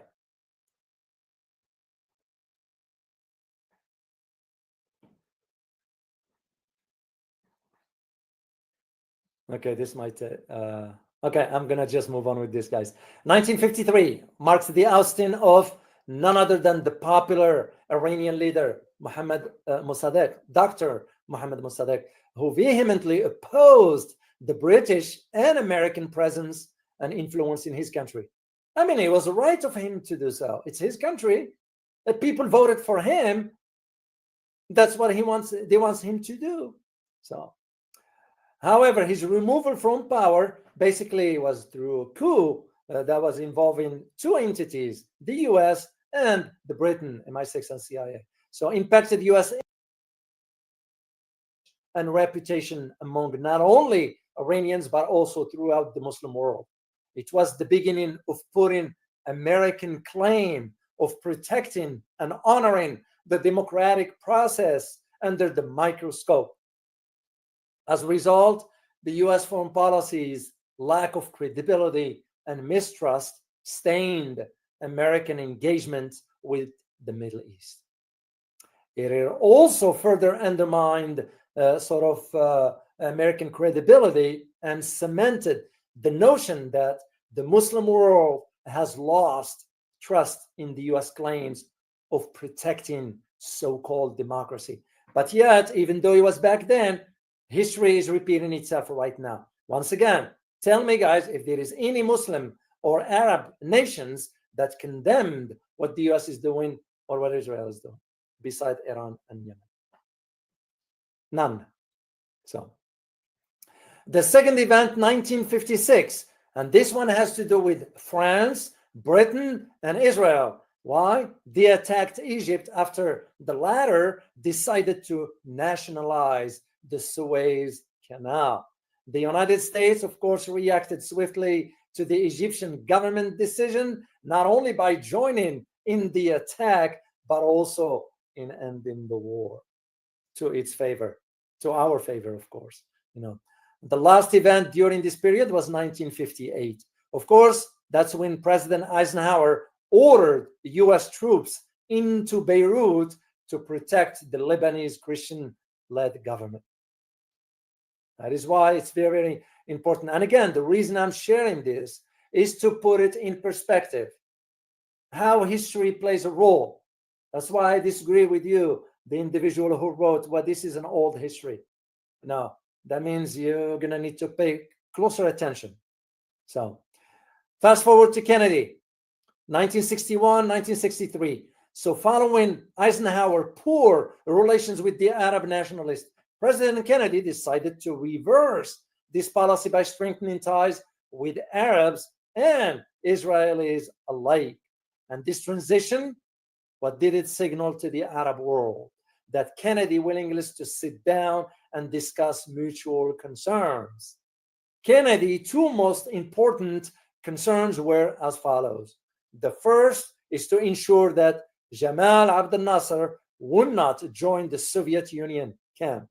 And the second one, to convince him, meaning Nasser, to soften his attitude towards the Israelis. So they're playing both sides, basically. The Johnson era, 1963, 1968. Of course, this era was very, very challenging for the US because the US was going through tremendous challenges, both domestically and internationally. On the domestic front, of course, we were dealing with the racial tensions, issues of income inequality, and poor economic conditions, which is exactly what we are witnessing today. The government is not disclosing the truth about where things are economically, how an average citizen is struggling to make ends meet. I am not an economist to be talking about these tariffs and all that stuff. That ain't my area. The only thing I know is that when I go to the grocery shopping, I am noticing the prices going up, not down. So if I am okay financially to do this, what about a person who can't? Once again, this is the importance of understanding history. So the domestic front, as I said, the racial tensions, issues of income inequality, poor economic conditions. This is what highlighted President Johnson's inability to deal with these issues. And that is one of the reasons, a lot of people do not know, that is one of the reasons why he did not seek the second term, because he couldn't deal with these issues, because he was going bad. On the international front, perhaps the most polarizing event during this era, what was it, guys? Do you know? Remember, 1963, 1968. And I used the key term, polarizing event. Does anybody know?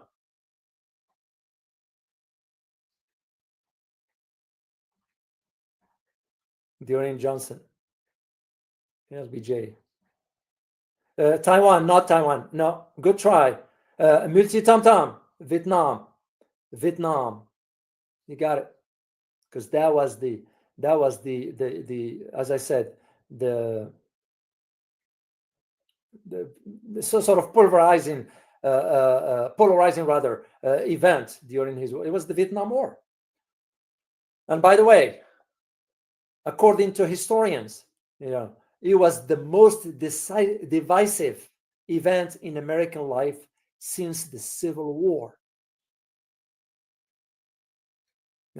So despite immersion in domestic affairs, Johnson administration was pulled into West Asia or Middle East, not by choice, but rather necessity. Why is this? It's because 1967 Six-Day War, in which Egypt, Syria, and Jordan attacked Israel, compelled the U.S. to intervene, which made you question, why would we get involved to begin with? But that's when you realize American political system has been dominated and controlled from outside in. So we end up getting involved, intervened due to the U.S. Israeli special relations I wrote back then. It was only when the Israelis threatened to conquer more Arab lands that the USSR threatened to use force against Israel if it moved forward with its plan. And this event marked a turning point, not only in the U.S.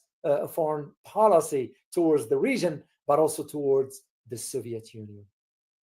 I see the similarities right here regarding Iran. So when the Russians issued a warning to the Americans in a subtle way, I did a video for you guys about that.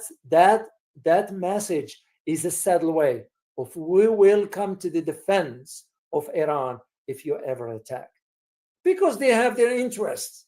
Russians will not hesitate. Russians will not also hesitate to provide some advanced systems to the Houthis or Ansarullah, if not they already have. Right after that came none other than Crook. What's his name? Nixon. Crook Nixon, we call him. Nixon, of course, 1969 to 1976.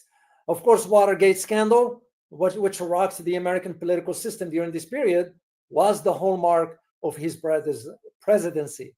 However, the surprise attack by Egypt, Syria, and Jordan on Israel on holiday of Yom Kippur of 1973 forced the United States to come to the aid of Israel once again. So in the midst of all these developments, the United States was not, and I repeat, was not in position to get into a nuclear confrontation with the Soviet Union. After the latter, remember, USSR threatened Israel at that time. So as a result, US pressured the Israelis into accepting a ceasefire. So now makes you wonder why the US didn't do that regarding now the Gaza conflict. Why the Arab and Muslim world didn't sort of ask the US to ask Israel. No, they don't care. All Arabs do and Muslims, they talk. You know, all this show for going to mosques and all that, it's nothing but a facade. Don't fall for that, guys. Don't fall for that. And of course, it's your life. You decide what's good for you. So as a result, the U.S. pressured the Israelis to enter ceasefire. And of course, after the Arab-Israeli war, what happened in 1973? Major event that shocked the United States. Does anybody know? 1973. Let me see if anybody, guys.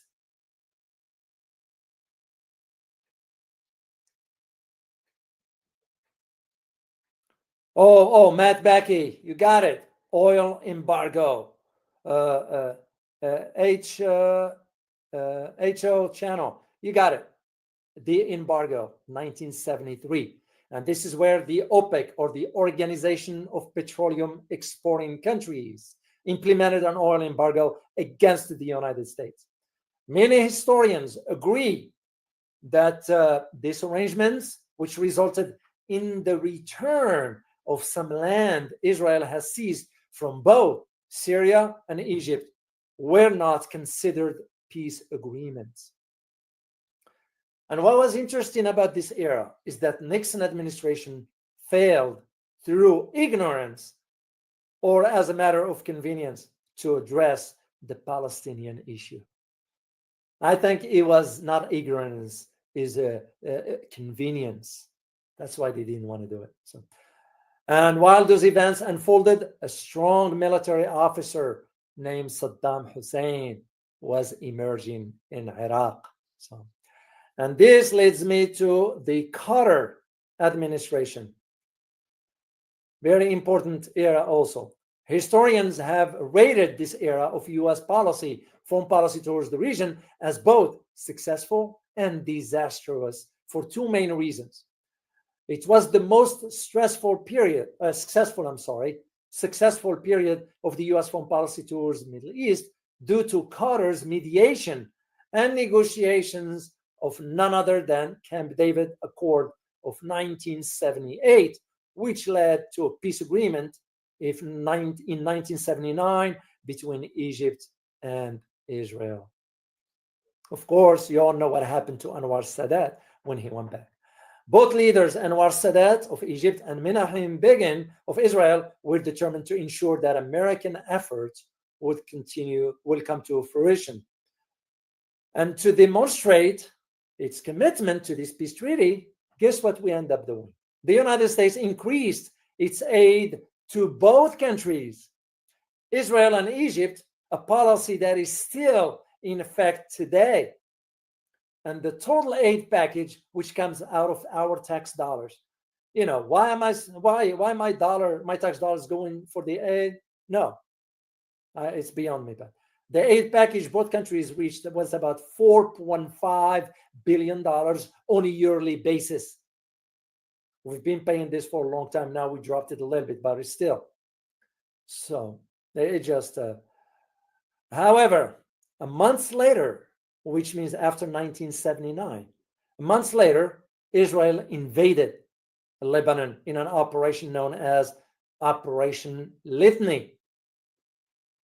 And this is where Qatar failed to deal with the foreign policy challenges at the time. Revolutionary salute to our brother LRP for the donation to the war chest.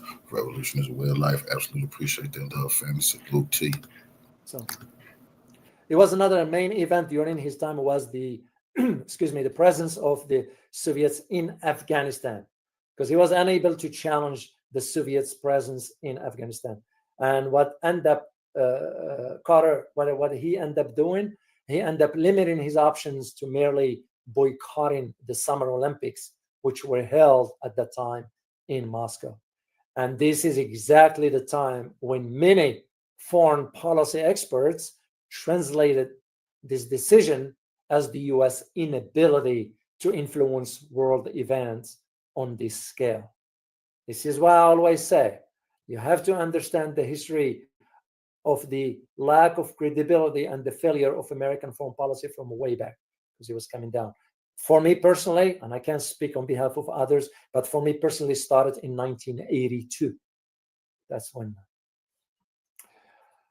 Who came after him? None other than Reagan.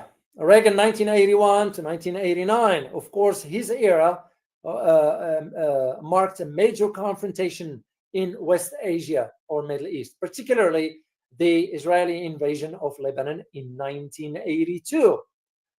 It was another event that took place in 1986, and this one has to do with the Iran-Contra scandal.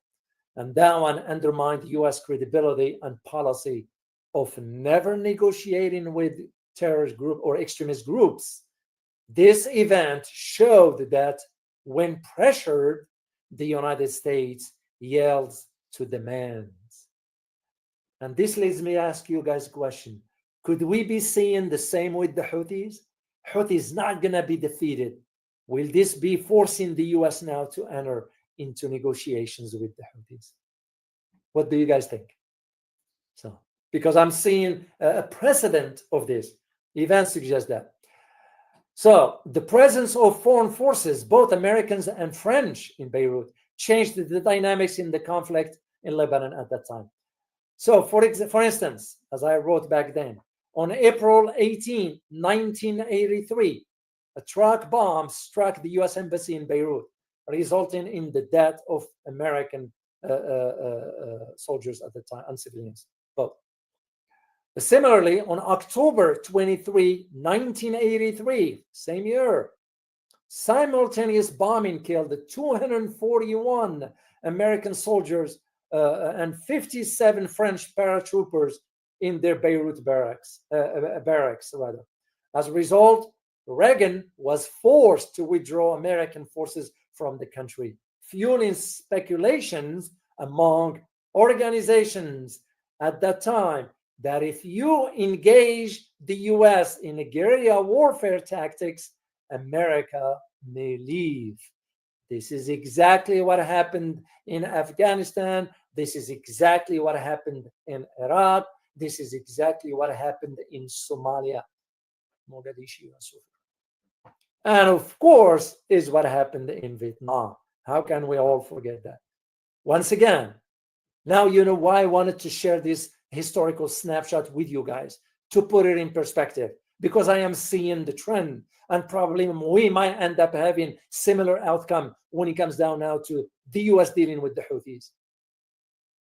The U.S. will not be able to defeat the Houthis. That's the way I see it. If I'm wrong, I'm wrong. So then comes George H.W., 1989-1993. The U.S. military involvement in one particular country was none other than Kuwait. And we all know the history of that one, because the U.S. wanted to sort of liberate Kuwait and champion democracy and so forth, and destabilize the region. We have our own reasons for that. As a matter of fact, if you only know how those oil fields end up being on fire, I'll let you think about that. Think about it. Who set these oil fields on fire? So, fast forward to 1993-2001, Clinton era. Well, the Clinton policy, same thing, was miserable anyway, to say the least. Slick Willie, we call him Slick Willie. Of course, all the corruption that existed, and of course his affair with Monica Lewinsky in the Oval Office and all that. And you have to understand two main events beside what I wrote, and I didn't talk about this one at that time because it was still classified. One of them has to do with Jonathan Pollard, and the other one has to do with Mark Rich. If you know who he is, you need to go and read up on it. Mark Rich. Let me type it in the chat box for you.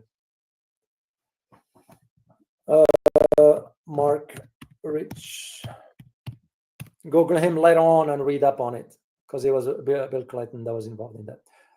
But there was one major event, and this has to do with the uprising, the Palestinian uprising, or Intifada as it's called, as it's called in Arabic. So, and this one, because the establishment of Palestinians' right to self-determination in Gaza and the West Bank. So, and of course, fast forward to the World Trade Center, the bombing of USS Cole in the Gulf of Aden in 2000. And this is where American foreign policy hesitated to address this kind of surprises. So, George W. Bush, 2001 to 2008, of course, he was marked by 9/11, which once again, I don't know if I showed you Slick Willie here. Then you get the Bush here. He lives in my city right here, by the way. So Bush, of course, you all know about 9/11, but also you need to do some read up on really understanding how 9/11 came about. So I'm not going to get involved in that here. So, but there were two other main events, and it has to do with Afghanistan toppling the group in Afghanistan, which, by the way, only to see them return to power 18 years later. How pathetic.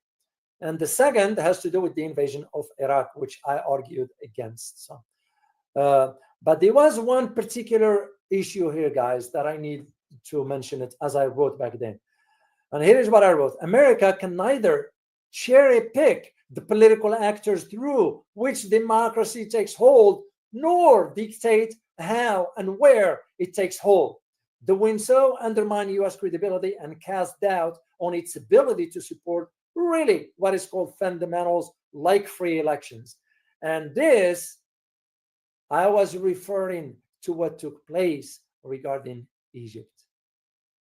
And this is why one could see why towards the end of his presidency, Mr. Bush realized that his crusade in promoting democracy in the Middle East was a dead end. Who's going to believe in that? So, and if you notice, I'm going to hint to something for you guys. If you noticed what Mr. Bush, the term he used of a religious connotation, crusade. This is part of using a religion to justify. This is exactly what happened when here in the US, when you want to push a policy on the Americans, just mention God, Christianity, and so forth. That's how you sell it to the masses. Who came after him? It was none other than Obama, the drone guy. That's how he's known. Dark history. American foreign policy in the region under Obama is ambiguous, was ambiguous as also unclear. And many reasons prove my claim to this. As someone who not only worked in the region for a number of years, and I spent a lot of time there, but also understand the cultural and the social setting under which the Muslim world operates. It is perplexing, I wrote back then, to hear the United States claim to support a set of universal rights, freedom of the press, freedom of peaceful assembly, the right to practice religion without fear of violence or discrimination, and the right to free and democratic elections. Then, when a coup happens like the one in Egypt that saw the Egyptian military conducted when it removed the democratically elected president Mohamed Morsi, the United States stays silent, as though the rules of democracy apply only to a few rather than to all. Historians definitely will regard Mr. Obama's presidency as one marked by a drone policy, which created more enemies than ever.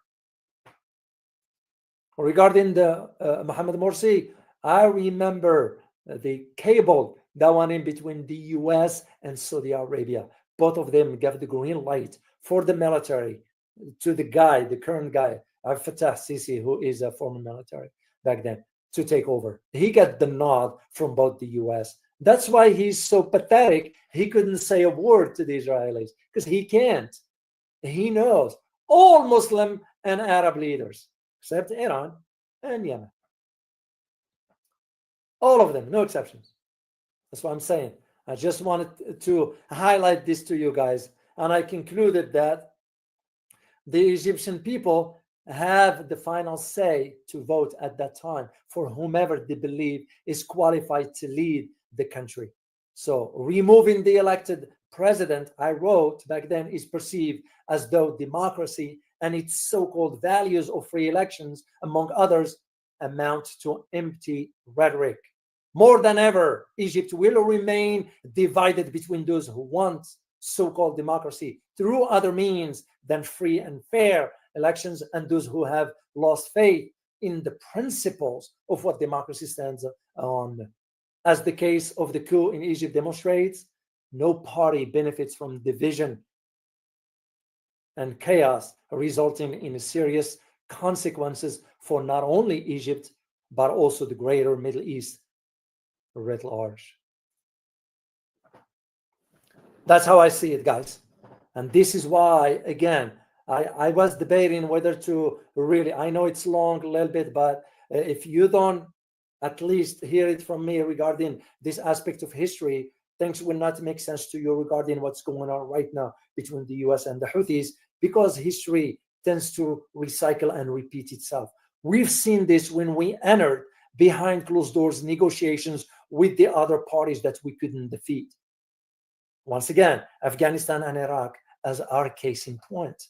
I'm seeing the same. I am seeing the same here, guys. Because if there is one reality, literally one reality that we all need to sort of come to a grip with, is that we won't be able to defeat the Houthis. And the way it's going to work, it's going to work exactly like what happened in Tora Bora. To those who understand what took place in Tora Bora in Afghanistan, you know what I'm referring to. We couldn't defeat them, despite the fighter jets, despite, and again, when I got to Afghanistan in 2002, my first word was, what makes us think we're going to defeat those people, by the way, guys? Can anybody sort of explain this to me? If you look at the history, no major power was able to defeat that, because if you look at for example, the whole idea of how things are in Afghanistan in comparison,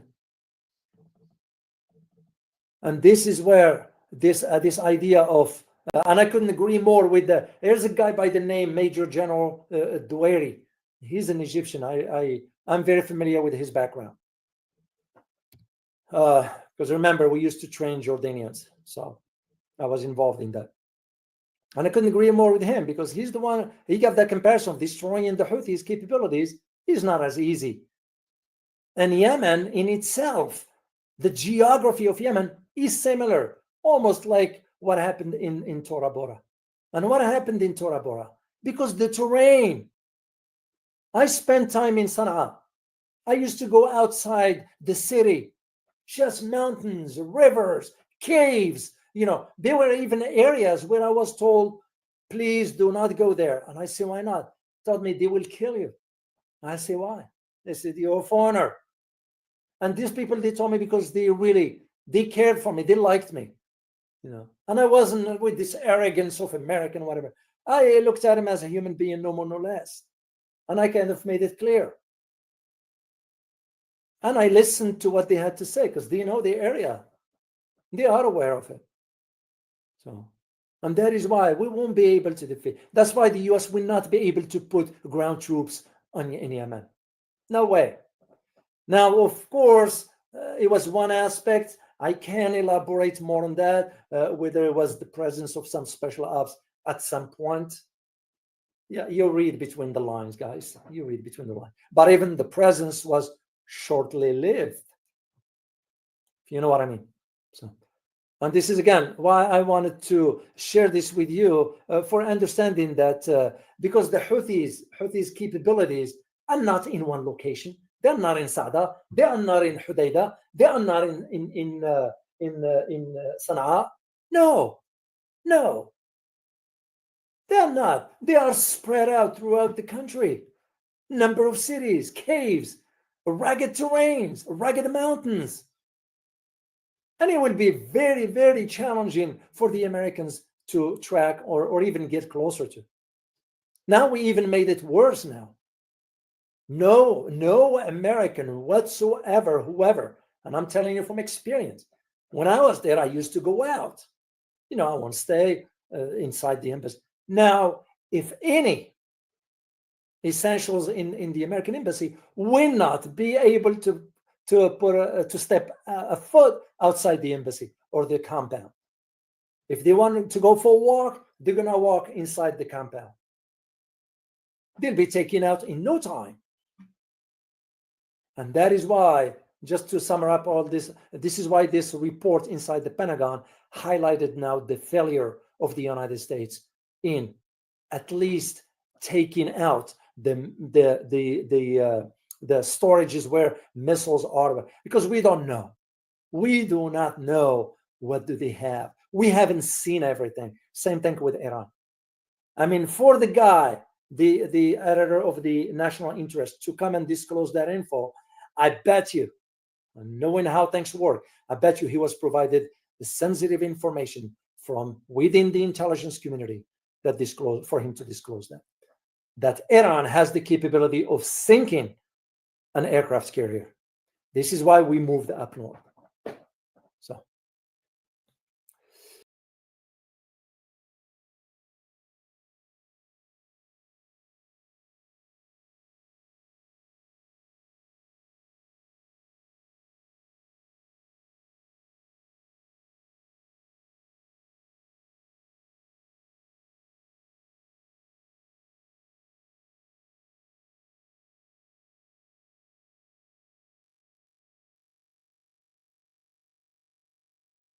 Divide and rule.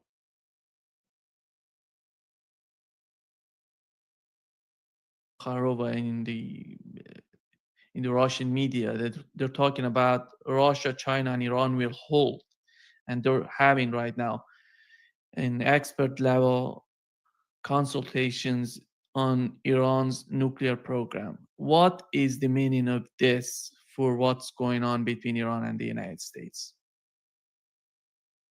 Well, one key objective is to make sure that the United States or its partners, if there are any left, although I'm pretty sure that the Europeans will continue to be poodles when it comes to Iran.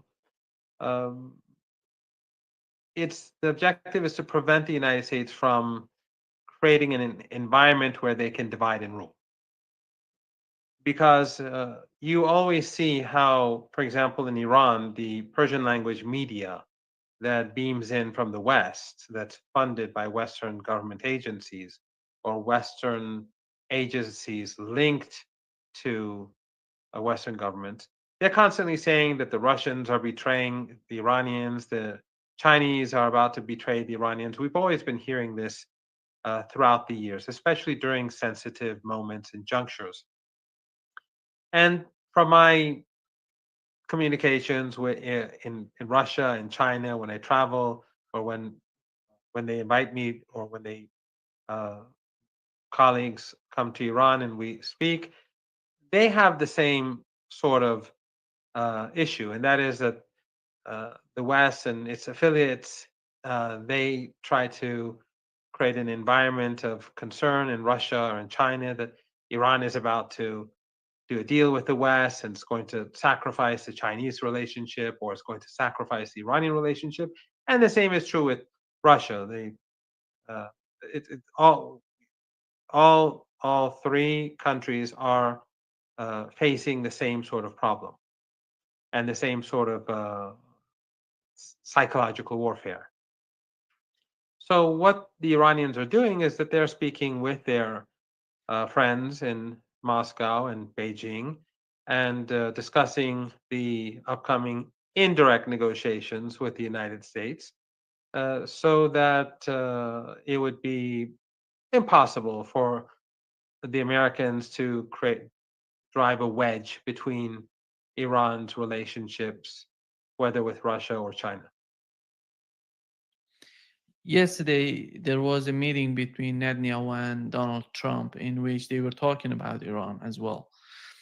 And they were talking about a lot of issues that Netanyahu with Turkey, with the region, but they talk about an Iranian settlement, Iranian nuclear program negotiation. And here is what Donald Trump said, and Netanyahu as well.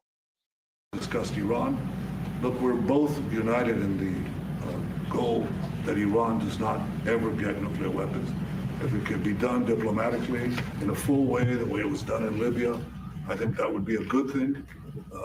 But whatever happens, we have to make sure that Iran does not have nuclear weapons.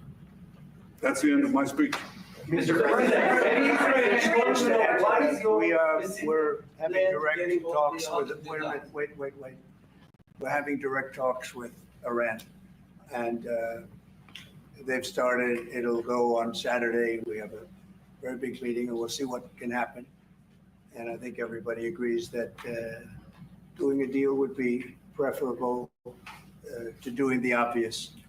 And the obvious is not something that I want to be involved with, or frankly, that Israel wants to be involved with if they can avoid it. So we're going to see if we can avoid it. But it's getting to be very dangerous territory. And hopefully those talks will be successful. And I think it would be in Iran's best interest if they are successful. We hope that's going to happen. We know that the Iranian foreign minister tweeted on X that these are indirect talks with the United States, as Donald Trump is mentioning the opposite way. But when it comes to the nature of the way that the Trump administration is picturing these sort of talks, how do you find it? How do you perceive it? Well, first of all, this is psychological warfare. And even opponents of Trump in the United States, when it comes to Iran, they, the regime, the political establishment is extremely hostile. So they will try to frame the story, any story, in a way in which is not good for Iran. So we are already seeing claims being made that the Iranians have given concessions, whereas Iran has given no concessions. For example, during the Biden years, we've had indirect negotiations with the United States extensively and repeatedly. And during the nuclear negotiations in Vienna, where we almost had a deal, but the Americans balked, they backed off, they backed down, they walked away. During those months of negotiations, they were constantly having indirect negotiations on a daily basis for many weeks. Dr. Balgani was in charge of the nuclear file. Just like today, Dr. Arakchi is in charge of the nuclear file. So that's not new. So what Trump is going to have is nothing different than what Biden had. The second is the place where the negotiations are being held. The message that the Americans sent to Iran was not through Oman.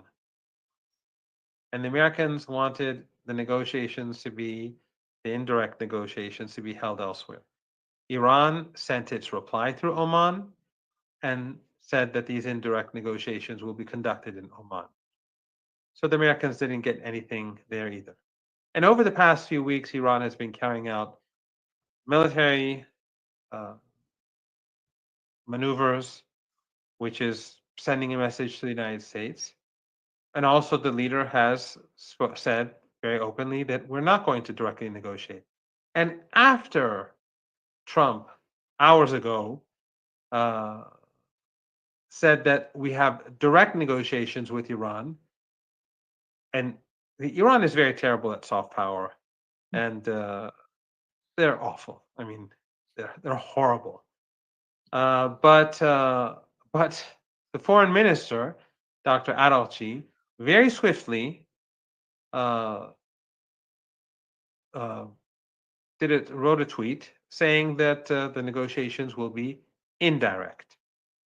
And he also said in an interview that I just saw before coming here, before we started the program, he said that we have no plans for direct negotiations because a New York Times journalist said that three Iranian sources, and whenever they, whenever a Western media outlet, Reuters or whoever, says, speaks of these unnamed people, it's almost always a fabrication. So whenever your viewers hear like informed sources or an official, an unnamed official, or an official who wants to remain anonymous, that means it's just bogus. They may have spoken to some, I don't know, retired diplomat or some, low-ranking government official somewhere, but that's never trust the Western media on these things. So he said very clearly, the foreign minister, that Iran will not, Iran has no plans for direct negotiations with the United States at all at this stage. And of course, the conditions for direct negotiations have already been stated by the leader and Ayatollah Khamenei, and the United States will have to rethink its policy towards Iran. Now, some people who say, why should Iran have indirect negotiations? And my response would be that it's clear. If you want to carry global public opinion, you have to be seen as the side that is not the problem. The world sees Trump as a big problem. It's now universal, literally. Now, especially with the trade war. Europe has problems with Trump. Russia has huge problems. They're waging war against Russia. China, of course, as we now see. Everyone has problems with the United States. So why not present yourself in a place where you are willing to negotiate on your terms, indirect, in Oman, and so on, as I've already explained. If the Americans change their position, begin to behave rationally somehow, fine. If they don't, you have told the world that you are not stubborn and that you are willing to speak, again, indirectly.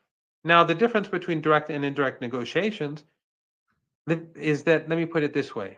The very fact that the Americans want direct negotiations so much is itself a reason why the Iranians don't want to have direct negotiations. When it's something that the Americans want, for whatever reason, that means that the Iranians use that to their advantage, the fact that they're not going to negotiate directly. If the Americans want to say anything, if they want to convey anything, if they're willing to compromise, if they put a reasonable proposal on the table with regards to any issue, a ceasefire in Gaza, that's fine. Hamas has negotiated, although the Americans have violated their own ceasefire agreement. But the indirect negotiations for Iran gives Iran a strong political advantage, but also the fact that they do not negotiate directly makes it clear to everyone that it is the Americans who seek something and who are not getting it. Here is what we've been with. Actually, Press TV reported on the position of the president of Iran, Pezeshkian. Here is what he said about. Stressed again that the Islamic Republic doesn't want war. He said Tehran does favor negotiations, but not at any cost. Masoud Pezeshkian says Iran wants to negotiate, but the U.S. needs to prove that it truly intends to negotiate as well. He added that Washington cannot threaten Iran every day while calling for negotiations at the same time. Pezeshkian stressed that Iran will not submit to any humiliation. Meanwhile, Foreign Ministry spokesman Ismail Baqi says the U.S. is yet to respond to Iran's proposal for indirect talks on its nuclear program and sanctions removal. He once again reiterated that Tehran will, under no circumstances, seek nuclear weapons as instructed by Islam.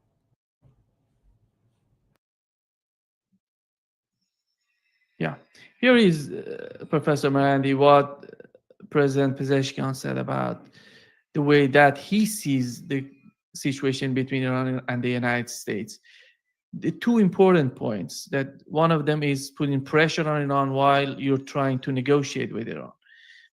We know one of the main objectives, one of the main tools of putting pressure on Iran, they're talking about sending more weapons, more troops to the region. They're preparing to attack Iran. They're going to destroy Iran and all of that. What are we learning from the Iranian army? How are they prepared for if the United States decides to do that? Well, first, I just want to point out that this report was before Trump's statement last night. And at that time, the Americans hadn't responded. Afterwards, they responded. I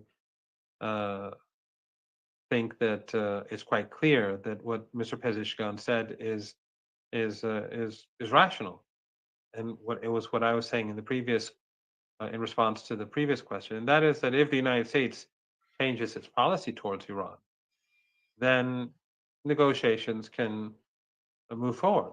If it doesn't, then there will be no success. And we've had experiences with the United States before, and that's why we're skeptical. And the one reason why, well, the main reason why we are not going to have direct negotiations is because of our skepticism towards the United States. The Americans have to prove that they've changed. The Iranians are confident about their position. Iran is well within the framework of international law. It has the right to have a peaceful nuclear program. Everything that it does is within the framework of international law. And if the United States strikes Iran, and Iran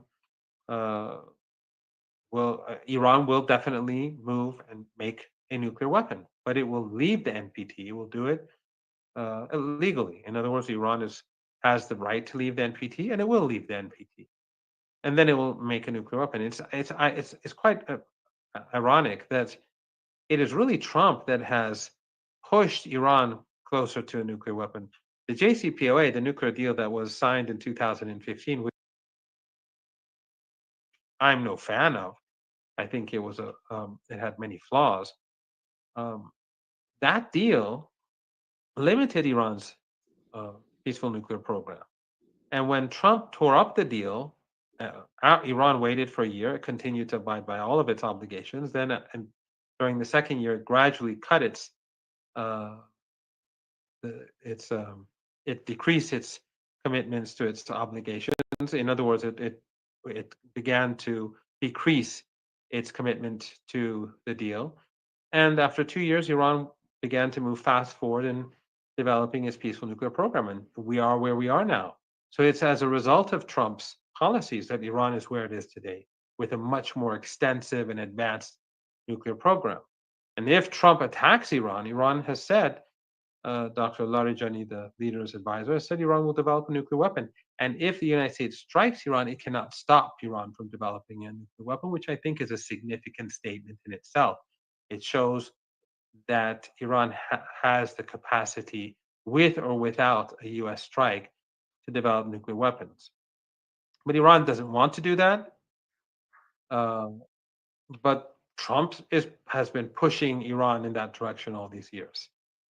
And there are reasons why Iran doesn't want to do it. Iran sees it as an inhumane weapon, in line with the fatwa that Imam Khomeini gave during the Iran-Iraq War, not to make chemical weapons. When Saddam was using chemical weapons that came from the West, Iran did not do so because Imam Khomeini said it's an inhumane weapon. Interestingly, the West also banned Iran from purchasing gas masks. But this just shows how inhumane they are.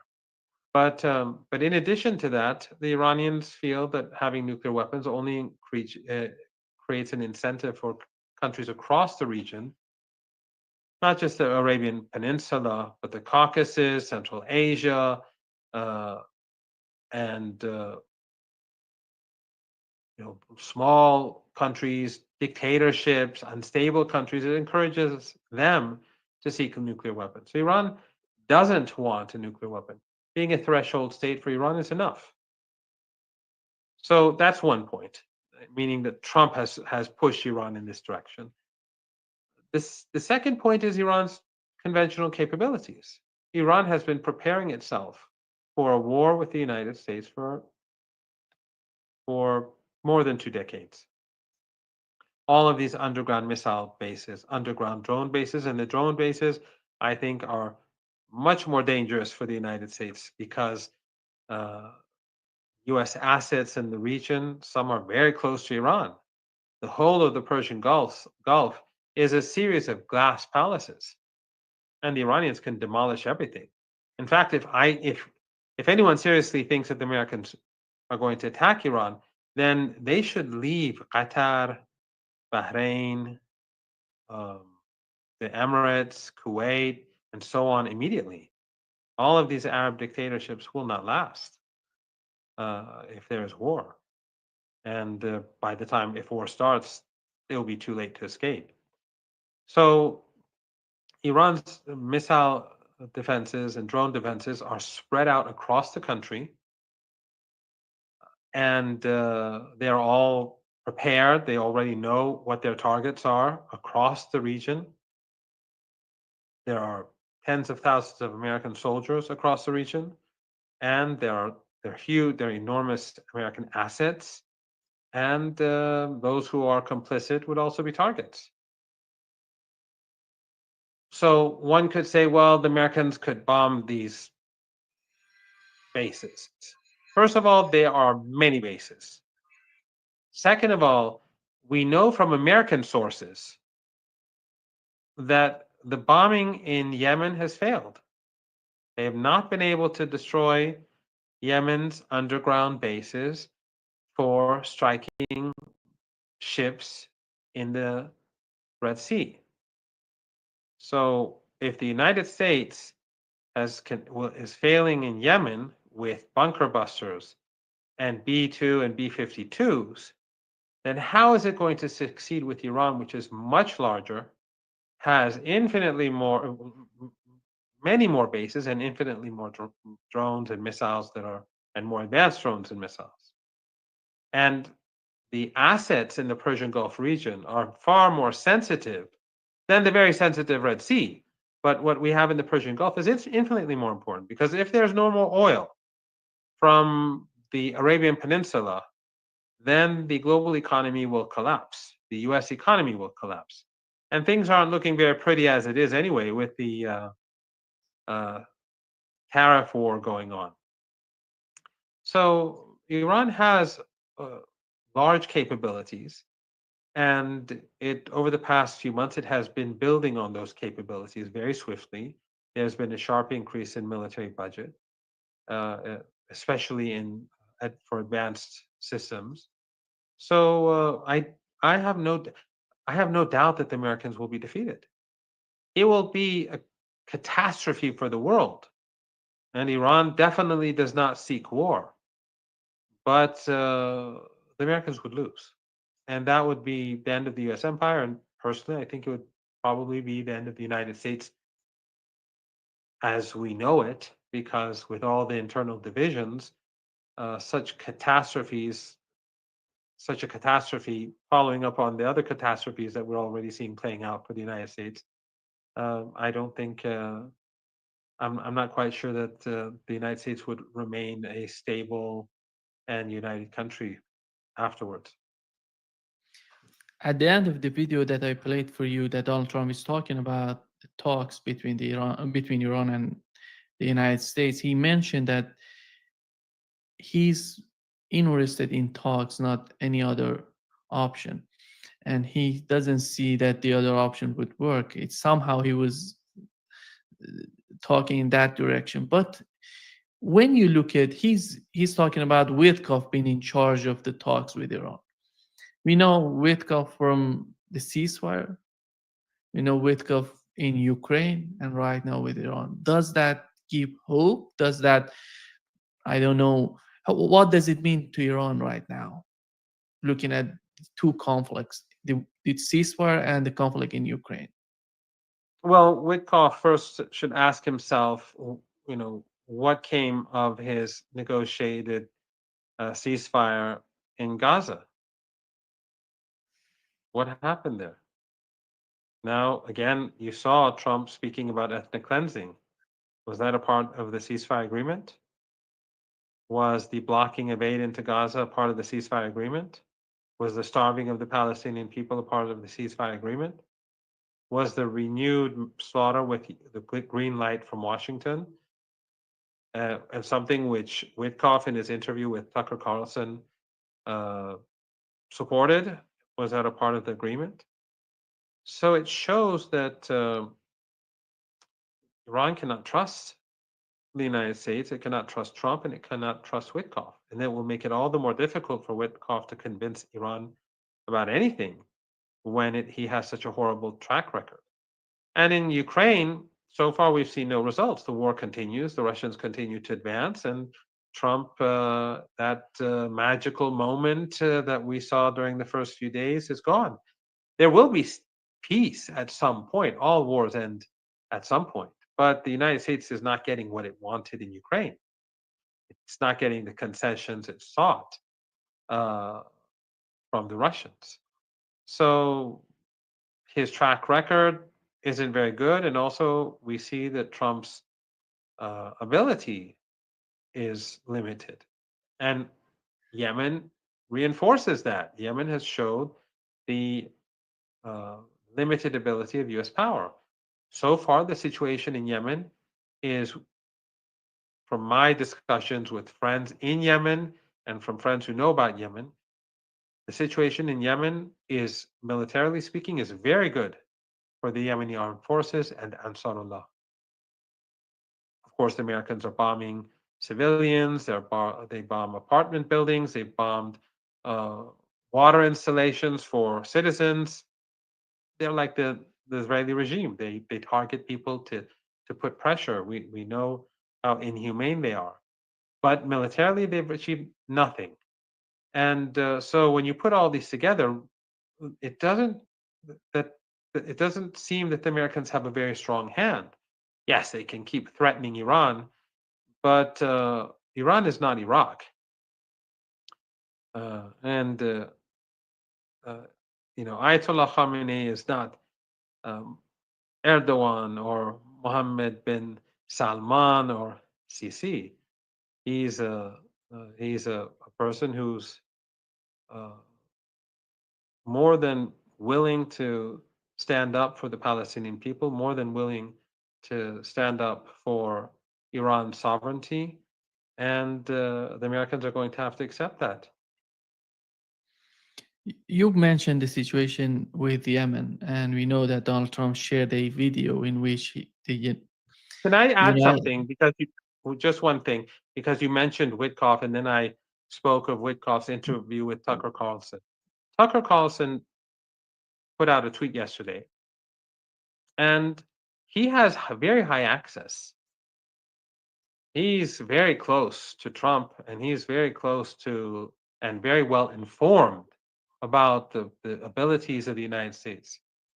He says that a war with Iran would be catastrophic for the United States and that it would lose. So he's not like this, he's not me, he's not one of our progressive friends, or he's not a retired general, or he's not a pundit somewhere or some academic. He's very, very, very, very close to the center of power in the United States. So he's not just making claims. He knows that this is the thinking inside the Pentagon. He knows that people in the Pentagon who are informed are saying this sort of thing. Otherwise, he wouldn't put such a tweet out, especially with his relationship with the current president. He mentioned in that particular tweet that you mentioned, he says that anybody who's advocating for a war with Iran is the enemy of the United States. Do you think he's talking about Netanyahu? Of course. Of course. He's talking about Netanyahu, he's talking about the Zionist lobby, and he's talking about the neocons. And of course, they all overlap. But I think that is also very important, because we have a new situation in the United States. The whole world has turned against the Israeli regime.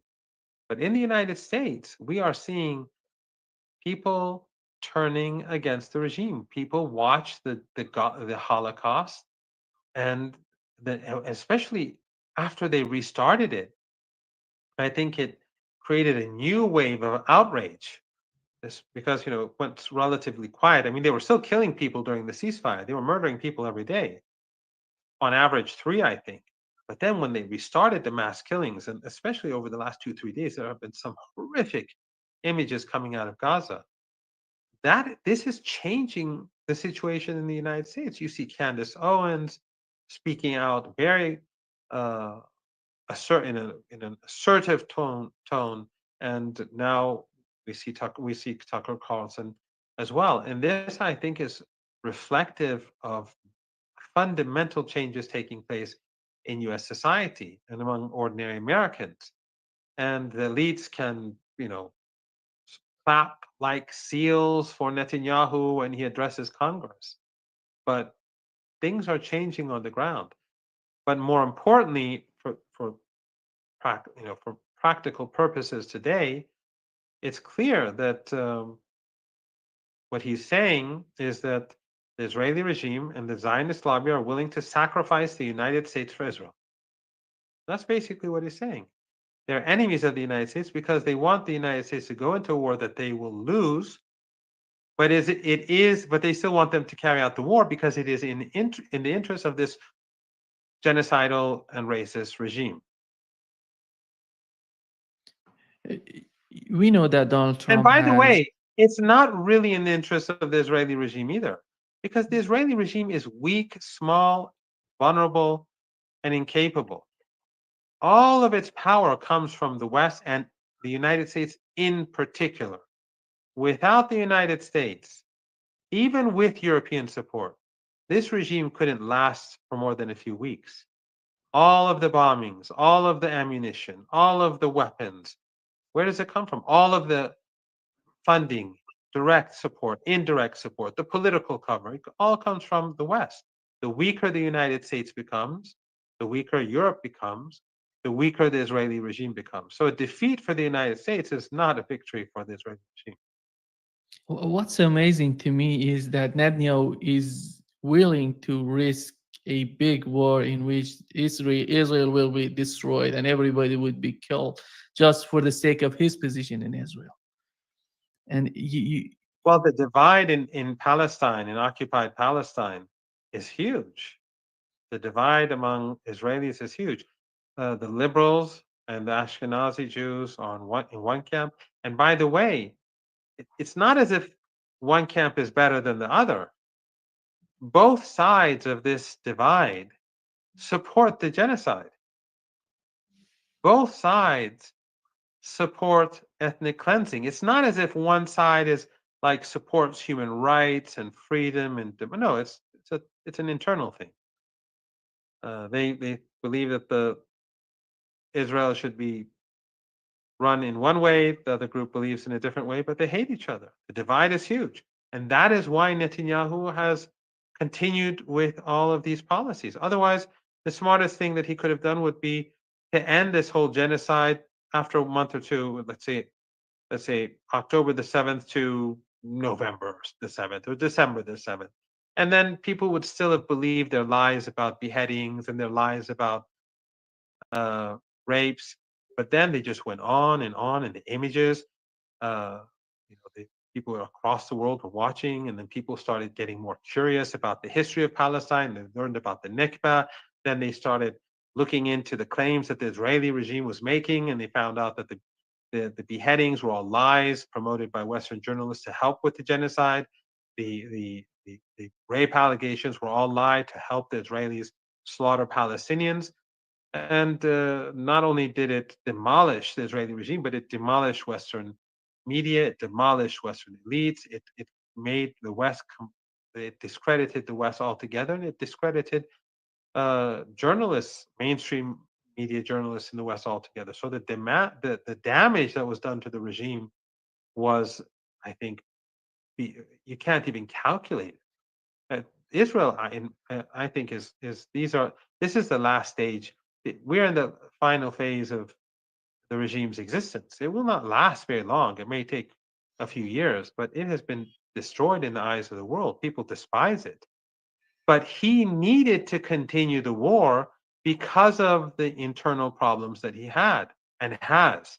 That's why he expanded the war to Lebanon. That's why he attacked Iran. That's why he's constant, and that's why he's pushing hard in the West Bank, killing more people. Just today, another woman was gunned down in the West Bank, a Palestinian woman in the occupied West Bank. He's pushing on all fronts because that's the best way to keep Israel itself from exploding from within. Many people were so optimistic about Donald Trump before coming to power, before Trump 2.0, because of these sort of comments that he has made before coming. Here is what he said. Solve problems over a telephone. Instead, they start dropping bombs. I see recently they're dropping bombs all over Yemen. You don't have to do. You don't have to do that. But CNN reported yesterday that so far, in a short period of time, the United States has spent $1 billion in fighting with Yemen, and they have achieved simply nothing so far.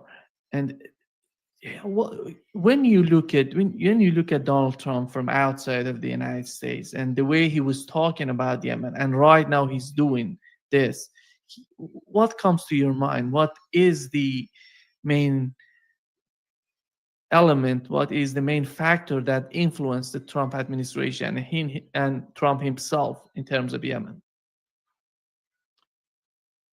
Well, first of all, I think that those who were optimistic were, I don't want to say naive, because many of them were very smart people and people who I respect. And they were hoping that Trump would change things. But I think there really never was any room for optimism. If I was an American, I would probably not have voted. If I had to, I'd probably Stein, even though her position on Syria was horrible. And I think Tulsi Gabbard's admissions in the Senate confirmation hearing about this whole dirty war being some U.S. plot, where criminals like, well, anyway, regional criminals helped carry out for the United States. I think her position was, really unacceptable on Syria. But Trump, during the previous campaign, when he first became president, he said some similar things too. And even during his presidency, I remember during the U.S. Super Bowl, between the two halves, he did an interview with Fox News, and the presenter said, I think he spoke of Russia and Russia doing horrible things and killing people, and then he said, "Well, we've done terrible things too." But a lot of people were shocked. Or in his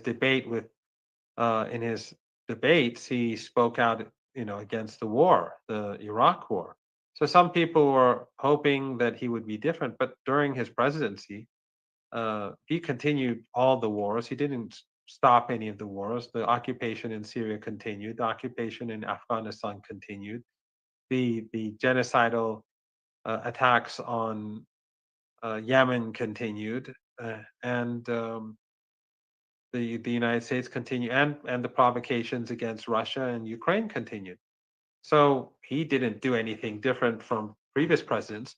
What he did different, I think, actually makes him, and I should be very careful about how to frame this, makes him, I think, worse, a president that will turn out to be worse for the United States than other presidents, because he has destroyed U.S. soft power, because he's incapable of the hypocrisy that we see among other presidents. He is brutal, but he's open about it, and he's not very sophisticated. For example, I'm not saying he's dumb, by the way, but I don't see him as a careful thinker, someone who who surrounds himself with competent people. He's not like that. Even sinister but competent people. So in a sense, he's what Trump has done is he's succeeded in both terms.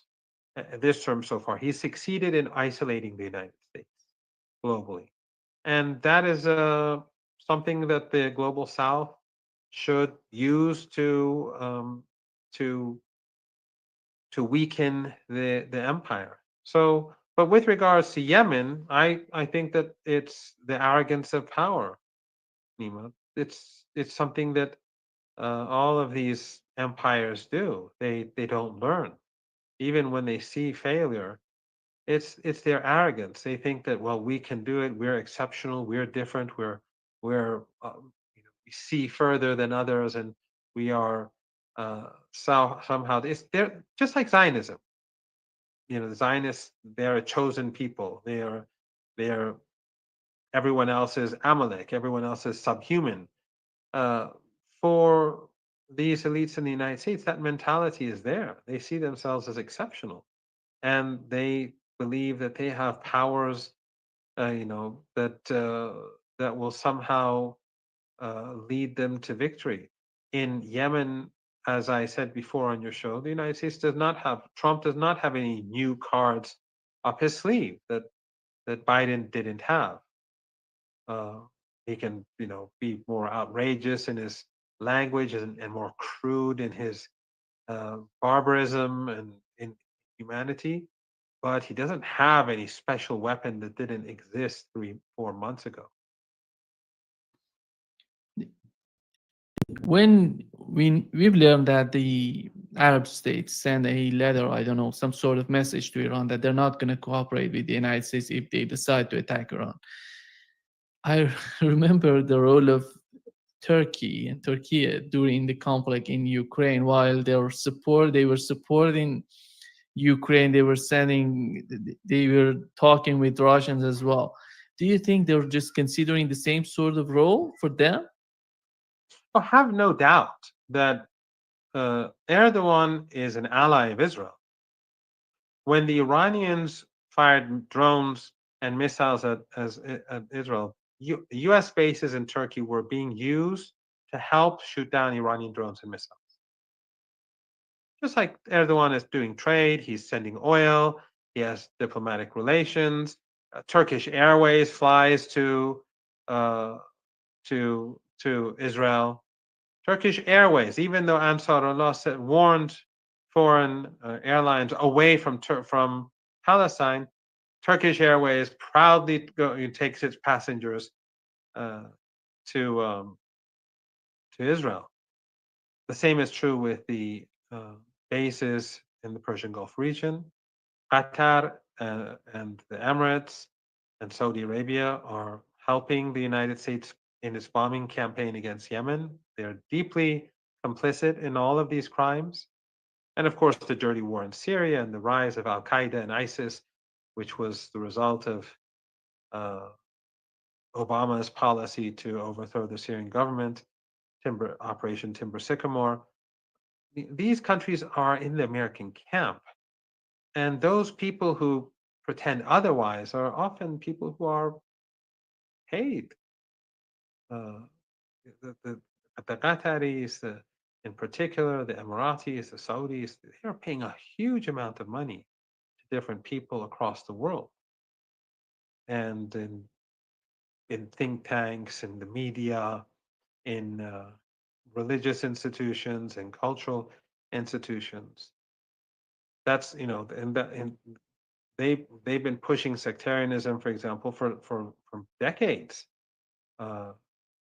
Why? Because it's in the interest of the United States. They've been working for Israel. There's no doubt about that. Those who say otherwise, it's just they want, they're either so sectarian and so blinded by their sectarianism that they can't see it, or they see it and they don't want to admit it. It's clear as day. So but they have their bases they have American bases, and so if the Americans carry out an attack on Iran, they are complicit. They can't escape being complicit. They've already been complicit. Right now in Yemen, they are complicit. In helping defend Israel, they have been complicit.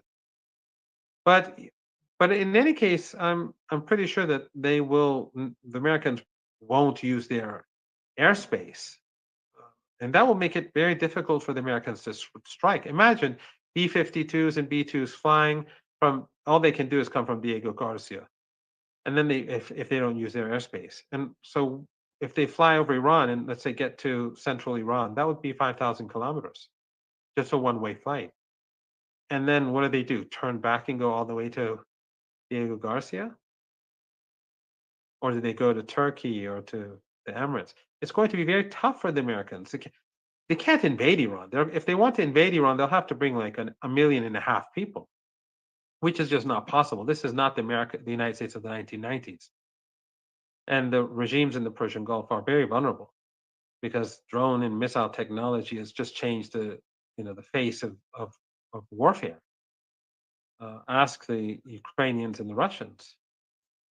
So it's going to be very difficult for the Americans even to carry out limited strikes. There will be harsh retaliation. Even but whether they refrain from using the airspace of their allies in Turkey and in the Persian Gulf or not, these regimes are complicit, and those that have oil and gas in the Persian Gulf should be prepared for the worst. Turkey is much different from Saudi Arabia, Qatar, UAE, because Turkey is an important country. It's not something new, something. It's.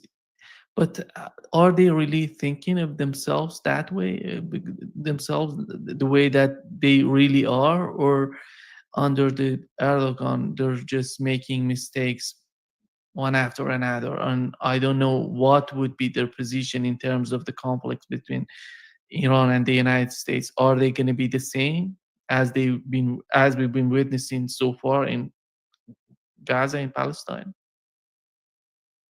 Well, Erdogan is not Turkey. That's why I always say Erdogan, because the sentiments of Turks are very pro-Palestine, and they are outraged like everyone else. But Erdogan has proven himself to be an unreliable person and simply someone who thinks about his own interests above anything else. One day he is a neo-Ottoman, one day he's a Salafist,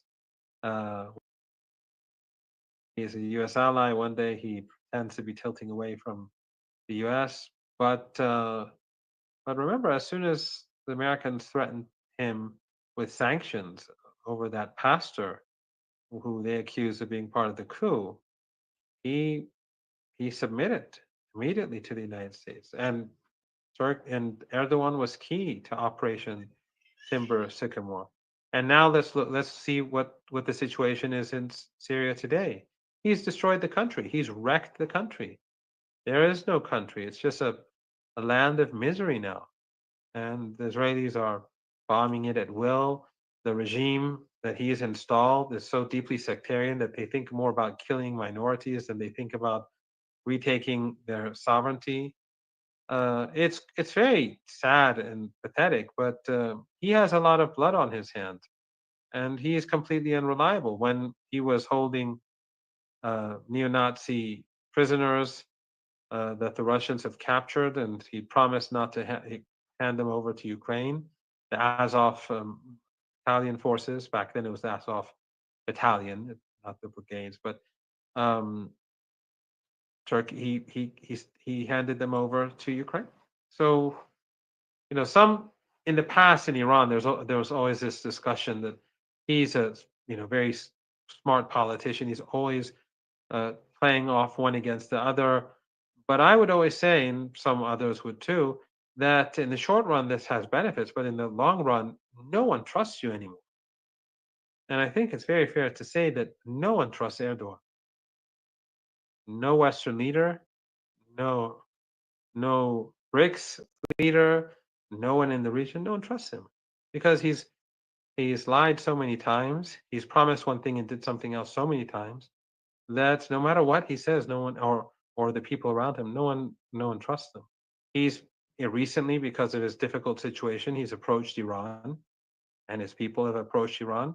But the Iranians are saying, well, how do we know if we agree on A, B, or C, and then tomorrow he just turns around and does something the exact opposite? In a sense, he's sort of like Trump. Trump wakes up in the morning, he has, there's a ceasefire in Gaza because of Trump, and then he says the Palestinians have to leave Gaza. He said, Donald Trump said that he's planning for sending Gazans to Syria or Ukraine. I don't know how he came out with that sort of idea. Do you, because he's repeating the same sort of idea of just removing people from their land and sending them to other countries.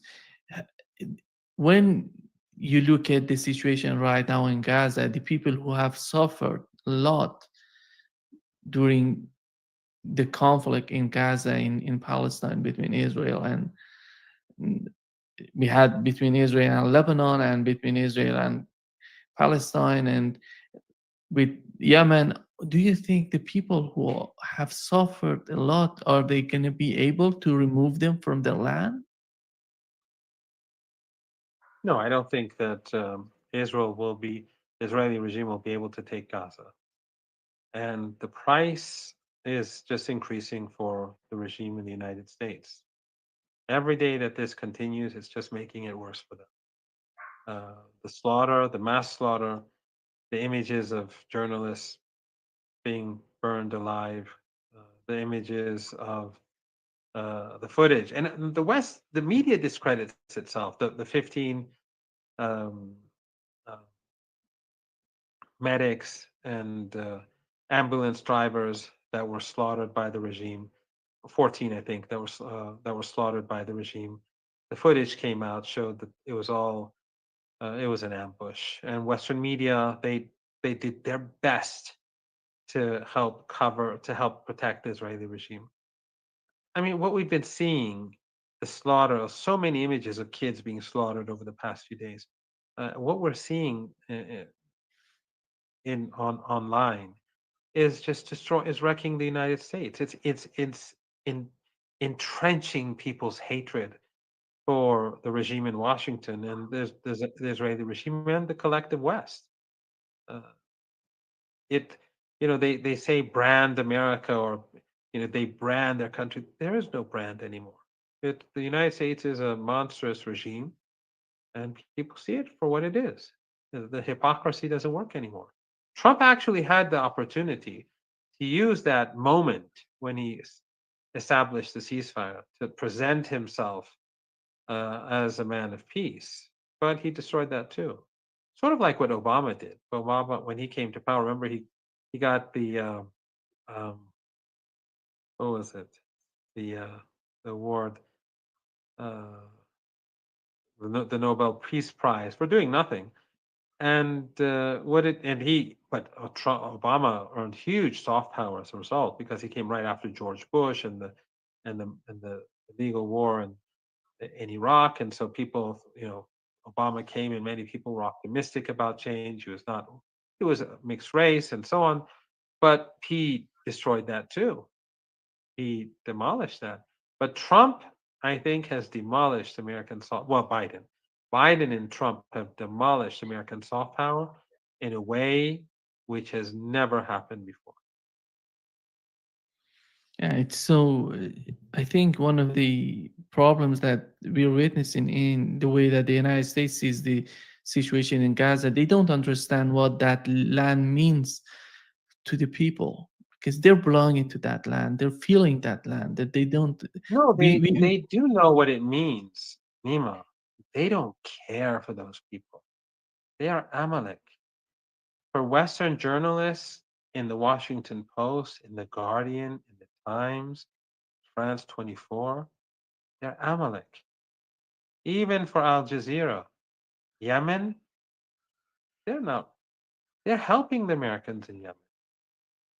So, these journalists who support the West or they see them, all these Palestinians, as Amalek. They see the Lebanese as Amalek. Al Jazeera itself, when the war between Hezbollah and Israel was going on for the for a year during before it became an all-out war, their coverage of Lebanon was really disgraceful. They were saying they'd talk about the martyrs, and Al Jazeera Arabic in particular. They would talk about the martyrs in Gaza, but they wouldn't depict Hezbollah or Ansarullah in that way. The hypocrisy, everyone has been exposed. And I should add that those who kept saying Iran is hypocritical, Iran is doing nothing, why is it that all the hatred of Trump and the United States is directed towards Iran? Those who kept saying that, why isn't Iran doing anything? If without Iran, the resistance would have collapsed. That's what Trump wants. They know that the resistance, the axis of resistance, they know where its strength comes from. It comes from the heroism of the fighters and the communities and the countries, Yemen. They know that Iran is supporting all of them. Iran has made huge sacrifices for well over 4 decades. But these Arab dictatorships and others, through money and funding, they've taught them to be filled with sectarian hatred. In the West, for decades, people have been taught that Iran is evil and despotic and so on. So, but now I think everything has been exposed. The West has been exposed. They're killing women day and night. They don't care about women's rights or Palestinian rights or human rights. And then these despots who kept speaking about Palestine or supporting verbally Hamas, they're aiding the United States. They're aiding Israel, and they keep attacking Iran because they want to distract attention away from their own complicity. So everything has been exposed. It is Iran and the axis of resistance that is standing for the Palestinian people, and all those regimes in the region and beyond, they're simply hypocrites. They're doing nothing. They're only trying to benefit from it or to limit the cost to themselves for their inaction and, for the most part, open complicity. Thank you, Professor Moran.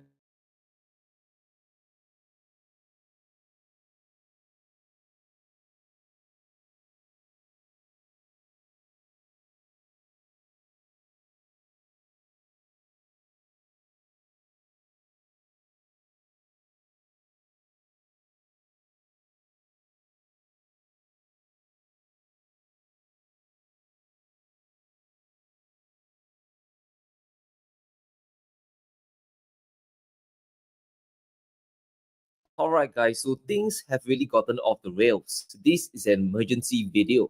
The trade war between the US and China, they have reached a new dangerous level. An unstoppable force has officially met an immovable object. And last week, Trump hit Beijing with a reciprocal tariff of 34%, and China countered with their own 34% hit. But the Star of the Apprentice isn't backing down, and we are really moving towards an endgame scenario. And as we said many times before, we have to prepare for the worst, because at this point, neither side can U-turn without looking weak. Trump is going all out with this one. He scolded China for illegal subsidies to local companies and massive long-term currency manipulation. And if Beijing doesn't remove their tariffs by today, Trump will impose an additional 50% tariff on April the 9th. And this is simply crazy. That would mean more tariffs on top of the 20% imposed in March and 34% last week. China will be facing a 104% tariff trying to import into the United States. I really think Trump believes there's a price at the end of the rainbow.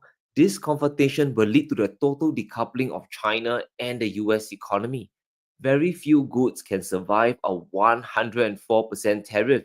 US consumers will definitely be forced to buy domestic or not buy at all. Worst of all, Trump is not taking any meetings with Chinese officials, which means no negotiations. This is dangerous because there's no dialogue to be had. Now, I understand Trump wants to reshore everything back to America, but their supply chains can't withstand a full tariff war with Beijing. The US consumer will simply collapse. 70% of US economy is private consumption, and if you hit Chinese goods with 100% import tax, it will be American consumers that hurt the most. The US imports mainly consumer goods from China, and in many categories, it's at least a quarter to a third of total imports. Just the smartphones alone, we are talking about $50 billion worth.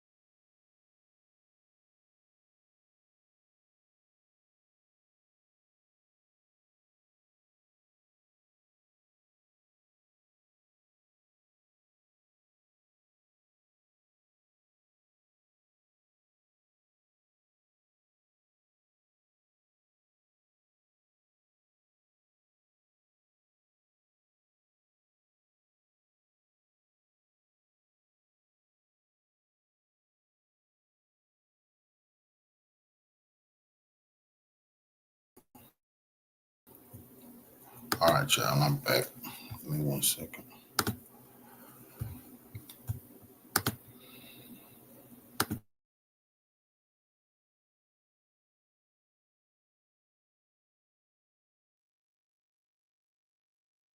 Road where the US won't be able to manufacture anything affordably. And the order of operations of fighting this trade war is simply out of whack. If you really want to stand a chance of winning, Trump has to balance the federal budget first and then secure US supply chain next. But because he wants to do everything all at once, he has reduced this to one big gamble, and we have no idea how the dice roll will end up. However, we now have confirmation that it isn't exporters that pay the tariffs. The burden falls onto US importers and US companies. Stellantis, which owns Jeep, is willing to help their US suppliers pay the tariff costs. They will help their suppliers absorb the tariff when they import their car parts from foreign sellers, including from China. It probably won't be 100%, but it still highlights the fact that tariffs hurt US entities. They are starting to absorb the import tax and take a hit to their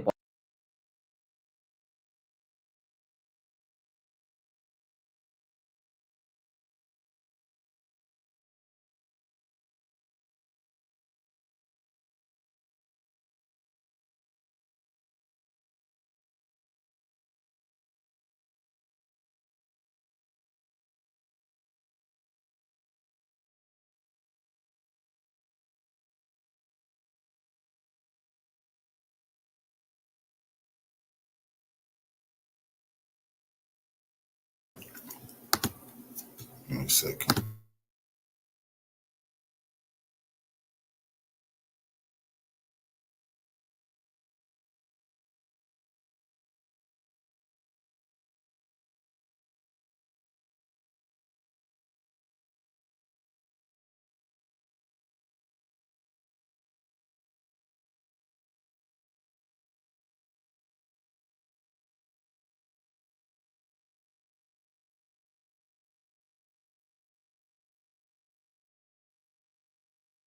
bottom line.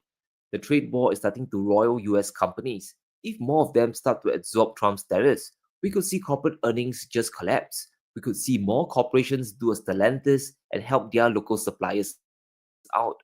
But remember this one point. Whether mainstream absorbs the tariffs or companies take the beating, it isn't good news at all for US stocks. And if you are in the markets, this could be really, really bad news. There could still be more downsides to go in this market sell-off. UBS just made a fatal forecast that earnings growth in the US might hit zero or even go negative. And this is from estimates of 14% growth in early 2025 a few months back. Since the levies were announced, the S&P crashed by 10%, and the crash is well over 20% from the peak. US companies are now facing what I call a double squeeze. Foreign revenues will go down, domestic revenues will also slow down thanks to US consumers going broke. Even Larry Fink from BlackRock is speculating another 20% drop in the markets is definitely possible. And even without the new threat on China, Trump's economy is already on the brink of collapse. But containing the Chinese economy has always been the end goal. Through multiple interviews we had with both Trump and JD Vance, they mentioned how the trade war is not just about the economy, but about national security. And it's important to enter the psychology of how the Trump White House is approaching the tariffs, which is a very dangerous way to run things. There's an old Soviet nuclear strategy called escalate to de-escalate. And fortunately, it was never, or so far hasn't been used. But I think with tariffs, you can escalate to, you can put tariffs on with the idea of getting rid of all the tariffs. By escalating with China, Trump is basically putting the US consumer on a showdown with Chinese suppliers and who will break first. As a US consumer, you are now facing a very high tariff rate in your daily life. And to you, this is as good as inflation. You pay more for the exact same goods. Now, before Trump, your effective tariff rate was 2.5%. Now it has risen to 18.8%. You have to pay more, and if all bills climb by that amount, you definitely start to do cutbacks. In the first war, Trump's Chinese tariffs increased prices for consumers, and the total cost amounted to over $52 billion a year, and that's around a $400 increase in annual costs. Doesn't sound much, does it? But that was a tariff rate of 10 to 25%, and it wasn't across the board. The effects were limited to certain goods. The situation is very different today. It's a flat tariff punishment on everything, and the total rate is 104%. And a big shout out to our sponsor today, Indigo Precious Metals. When it comes to buying gold and silver, I trust Indigo Precious Metals in Singapore. They have made investing in precious metals safe, fast, easy, and simple for both small and large scale buying. I've been stacking gold for over a decade now, and I've learned two things when buying. You want to buy authentic gold bullion, and you want to buy it at the lowest premium possible to stretch your dollars even further. And I'm glad to say I found both of this at Indigo Precious Metals. Indigo Precious Metals is a leading retailer in Singapore. They specialize in physical gold, silver, and platinum. They are my one-stop shop when it comes to buying bullion. Their prices are sharp, and they have the best brands on sale, and I can test the gold on the spot. So if you're looking to make your first gold purchase, Indigo Precious Metals is the best place to start. Whether it's 1 ounce or 1 kilo, this is the reputable dealer you are looking for. So take action today. Click on the link below and enjoy a discount on your first purchase with the code SeanFu. Start your gold stacking journey today. In response to the trade war, President Xi also vowed to fully unleash China's consumption in the face of Trump's tariffs, which makes sense. Trump doesn't want to have any dialogue, and it looks like we are on a collision course with no off-ramp available. Now, China's household consumption has never been more than 50% of the country's GDP. And you contrast that to the US, which is nearly 70%. China's net exports also don't contribute much to their GDP. And because of the size of their economy, exports only contribute to 2.1% of their economic growth. You can't rely on exports anymore, especially in a trade war when all the barriers are going up. They have to boost their own domestic consumption. There's no room left for hesitation any longer. They have to prepare for all the worst case scenarios. Now, what if Trump goes ahead and imposes a 50% additional tariff? The US might also impose secondary tariffs on countries that trade with China, and that isn't impossible. Remember the reciprocal tariffs on the world, the one where Trump held that ridiculous chart that just didn't make sense? Well, we now have word that the intention of hitting the world, including Penguin Island, was to contain China. Yes, I know it sounds like a stretch, but the US Commerce Secretary just admitted to it. When we saw the president stand in the Rose Garden holding up that chart that you helped make, that wasn't actually tariffs. That was actually confusing to investors because it was some kind of other formula, and the countries themselves seemed kind of random. Like, why are the Heard and McDonald Islands, which don't export to the United States and are quite literally inhabited by penguins, why do they face a 10% tariffs? Did you use AI to generate this? No, the idea is why there are no they on the countries list? left off. Because the idea, what happens is if you leave anything off the list, the countries that try to basically arbitrage America go through those countries to us. Any country, like we had tariffs, the president put tariffs on China, right, in 2018. And then what China started doing is they started going through other countries to America. Right. They just built through other countries through America. And so the president knows that, he's tired of it, and he's going to fix that. So basically he said, look, I can't let any part of the world be a place where China or other countries can ship through them. So he ended those loopholes, these ridiculous loopholes. So if you're an economist or you're studying economics, just throw away your textbooks. Nothing makes sense anymore. Everything in the US revolves around national security today.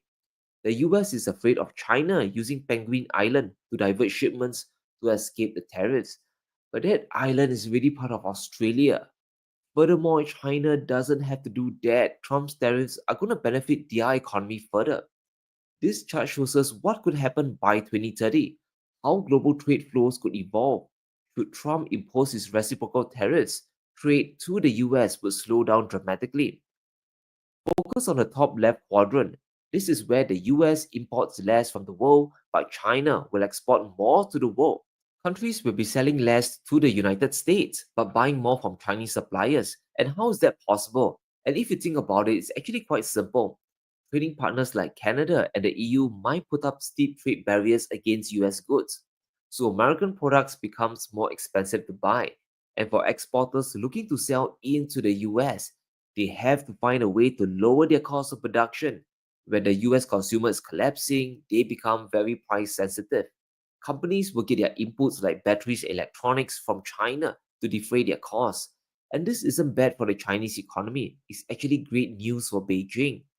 Trade barriers outside the US might actually come down and the world has more free trade with each other. This is actually the worst case scenario for Trump. the US economy will get more isolated, costs will go up domestically, and innovation will also get stifled. Now, what Trump just did, he threw down the gauntlet, but China is also not backing down. So we are approaching an endgame scenario where both superpowers simply don't trade with each other. And the implications are huge. If this continues, it will spiral down and affect other parts of the global economy. The US and China could ban each other from investing in either one's companies. That's just one example. Beijing would most definitely dump all their dollar assets as well. Trump might even impose dollar sanctions. We have no idea. But we do know that the US is done with globalization and there will be no U-turn. We protect and defend South Korea. And in exchange, they steal our automobile industry, they steal our electronics industry. We protect and defend Japan, and in exchange, they close their market to our cars. We protect and defend Canada, and they run up a massive trade deficit with us. We protect and defend all of Europe at a cost of trillions of dollars over time. And what do? They run an over $300 billion trade deficit with the United States. Why should America protect the world, send foreign aid to the world, defend the world, provide for the world, and in exchange, get ripped off by every other country in the world? And what do we have to show for it? The deindustrialization of the heartland, the destruction of the American dream, the eradication of our industrial and manufacturing base that we need for our national security, and the crushing of the American dream. So hang tight, guys. Everything today is filtered through national security and the reshoring of industries. Now, will Trump drop some trade barriers? Maybe, but the US and China, they are still on the dangerous collision course. Trump can't afford to back down. Beijing also can't afford to cave as well. But as always, let me know what you think.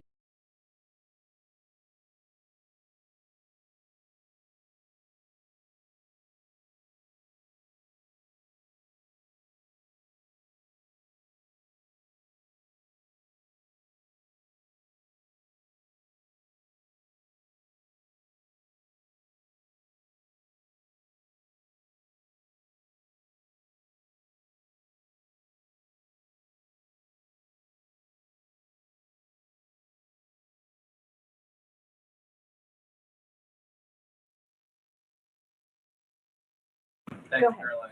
On the president's threat yesterday on social media to increase tariffs against China by an additional 50% in response to their retaliation, has he signed anything in terms of an executive order, any documentation around that? Will that additional 50% go into effect tomorrow? They will be going into effect at 12:01 a.m. tonight, so effectively tomorrow. Yes. Look, I just spoke to the president about this, and he believes that China wants to make a deal with the United States. He believes China has to make a deal with the United States. It was a mistake for China to retaliate. The president, when America is punched, he punches back harder. That's why there will be 104% tariffs going into effect on China tonight at midnight. But the president believes that she and China want to make a deal. They just don't know how to get that started. And the president also wanted me to tell all of you that if China reaches out to make a deal, he'll be incredibly gracious, but he's going to do what's best for the American people. So China has to call first? The Chinese... China.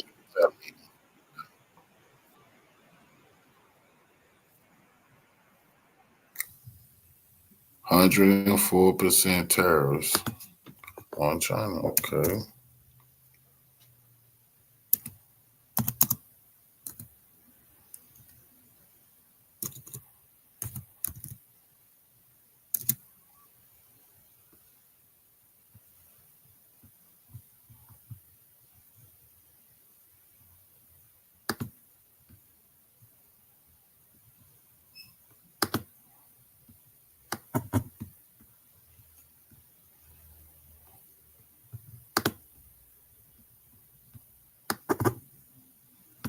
Okay.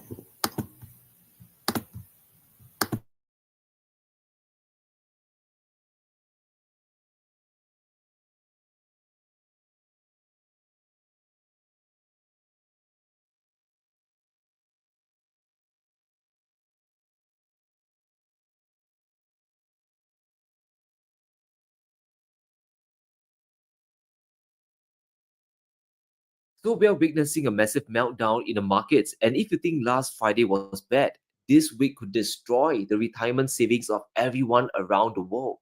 Now, the idea of the tariffs is to restore America's industrial base, to bring back manufacturing. But US supply chains are broken and the cost of manufacturing is just too high. But there's a bigger issue with trying to deindustrialize the world for the US economy.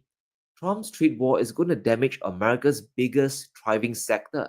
Now, to turn the clock back to the 1900s, US technology companies are now at massive risk. Over the last 10 years, the biggest driver of growth in the US was from technology companies, like it or not. From iPhone sales to cloud services and even Netflix, these tech companies are the beating heart of the economy today. Just 6 tech industries accounted for over a third of total GDP growth over the last decade. Trump seemed to have forgotten that the US doesn't just export manufactured goods, but services to the rest of the world as well. There's a reason why countries move up the digital level because of comparative advantage. You can't stay forever at manufacturing lower-end goods. You have to climb up the ladder sooner or later, especially when your economy becomes more advanced. Now take China for example. They are no longer the lowest cost destination for most manufacturing. Beijing is losing a ton of manufacturing to countries like Vietnam. And that's why Chinese companies, they are forced to move up the value chain. They have to climb up the ladder to services like AI. But the US still insists on bringing back every single industry. There's no comparative advantage to do so, and there's also no plan to make it sustainable. You realize trillions of dollars of factories are going to be built in America. That's huge GDP. The factories being built in America are huge. That takes GDP. years, and you've said that robots are going to fill those jobs. So those aren't union it's really automated jobs. It's automated factories, but the key is who's going to build the factories, who's going to operate the factories, who's going to make them work. Great American workers. You we said are going to robots replace on other the networks. armies of millions of people. Well, remember, the army of millions and millions of human beings screwing in little screws to make iPhones. That kind of thing is going to come to America. It's going to be automated, and great Americans, the trade craft of America, is going to fix them, is going to work on them. Even if Lightning is right, where are the raw materials going to come from? If you pay American wages to make stuff, prepare for $3,000 iPhones. Even if you can get robots to fill the labor gap, other countries like China, they are far ahead in robotics. The cost of goods will still rise and lower living standards for all Americans. But the real concern here is how global retaliation could smash US tech companies to the ground. And this is the driving force behind the S&P, and the collapse is already underway. The Magnificent Seven are already losing trillions in market cap. Since January, Nvidia is down by 30%. Alphabet, Amazon, and Apple, they've all crashed more than 20%. Now, Besson blamed the Nasdaq crash on China's DeepSeek, but that is rather disingenuous. Now, there's no denying that Trump's tariff war is the cause of this big collapse. There's a good reason why Trump is only focusing on physical products when it comes to this particular trade war. Why does the focus revolve around manufactured goods? Sounds rather suspicious, doesn't it? Maybe it's because the US has a trade surplus when it comes to services, and it's almost $300 billion. American companies export more services to the world than what they bring in. From digital streaming movies to services from Google, US tech companies, they export a ton to the global economy. And these are exports with a much higher margin than selling goods. And when you decide to tariff the world, realize that things can spiral out of control. Now, smaller countries like Vietnam might cave in and drop all their tariffs to escape punishments. But bigger economies like China and Canada, they have the ability to fight back. And they have to strike back, or Trump will keep pushing his luck. And if the world decides to shift their focus and hit the US with tariffs on their services, a lot of tech giants will be in trouble. In 2024, the United States sold over $1.1 trillion worth of services to foreigners, more than double that of any other country. Using the logic of Janet Yellen or Scott Bessent, the US has an overcapacity of services. Should the world impose a 10% tariff or outright tax US services by 10%, this would equate to a $100 billion hit across corporate America. The economists did a calculation of how things would play out, and it would devastate US big tech companies at a time when their stock prices are still at record highs. Now, if we use Trump's formula to calculate the tariff rate based on deficits, US tech companies will face big reciprocal tariffs, on average the world would slap a 19% import tax on US services. American service providers would face almost a 30% tariff in China. For the EU, the tariff rate would be 15%. Even Australia would impose a 30% tariff if this came to pass. In total, this would grind down America's $300 billion trade surplus in services. Sure, there will be layoffs and US tech stocks will continue to crash down, but the US will be ceding the future of the AI race to China. DeepSeek is more than a competitor to OpenAI. It's a wake-up call to the US that China, despite the tax sanctions, is moving up the value chain. Trump's tariff war is only going to benefit China. This is not the art of the deal. Take trade with the EU, for example. Trump knows that he has a lot of leverage on Europe, and ever since he took office, he has been arm-twisting them, but even Brussels is starting to take a stand. Many EU countries, including France, are discussing how to counter-tariff the US, and they might just target US services exported to the Eurozone. In 2023, the US exported more than $300 billion, both of IT and business services, and that contributed to a net surplus of $120 billion from Europe. This is the Achilles heel of the United States in trade. If the US continues to push their luck, we might see the Europeans move elsewhere for their services. They could impose a digital tax on US services and run to China. Instead of Amazon Cloud, they might even head to the Chinese alternative Ali Cloud from Alibaba and trust and believe if the trade war escalates, the EU will be forced to respond. Trump is already pushing Japan, Korea, and China together. It's unprecedented, but it won't be the only shortcoming. The problem with Trump is that he really believes the US will win the tariff war. All indications point to him going all the way. Trump doesn't just want Europe to pay the tariff, it seems that he wants much more. And we take their cars, Mercedes, Volkswagen, BMW. You know, we take their millions of cars. They take no cars. They don't take our farm product. They don't take anything. Europe's treated us very badly. We put a big tariff on Europe. They are coming to the table. They want to talk. But there's no talk unless they pay us a lot of money on a yearly basis. Number one for present, but also for past, because they've taken a lot of our wealth away, and we're not going to allow it to happen. Besides software and digital apps, US tech companies selling physical products, they're going to get clobbered both domestically and overseas. Apple is a great example of one such tragedy. This is a company whose products are designed in California, but made and assembled in China. And what just happened over the past 7 days? Trump imposed an additional 54% tariff on goods made in China and coming into the United States. Pre-tariff, the cost for Apple to make the iPhone 16 Pro is around $550. Post-tariff, the cost will be $850. This is just the cost price. The retail price would also jump much higher. Even if you want to make the phone in the United States, the components are subject to big US tariffs. The processor comes from Taiwan, the display from South Korea, the battery will still come from China. How about the storage and camera array? Those come from Japan. And if Apple brings in the components, they will still have to pay a tariff. Plus, they would have to endure a much higher cost of labor in the US. The increase might be $500 or even $1,000. We could see a single handset being sold for $2,000. And if everything, including labor, is sourced in the United States, this is a real possibility. Now, why do you think Apple stock is plunging? Tim Cook is caught between a rock and a hard place. People's budgets in the United States, they're going to get spooked out. Paying an additional $500 or $1,000 for an iPhone means less money for groceries and utilities. Plus, other countries might raise their own barriers really soon. The Nasdaq 100 valuation is still above the long-term price to earnings average of 25, but things can always overshoot down like in 2022, 2020 and the 08 housing collapse, which means the Nasdaq can easily fall by another 10, 20 or even 30%, especially if the world retaliates back against US big tech. US companies will be facing a big squeeze. People at home just don't have the money to spend. Tariffs once again are paid for by the consumer.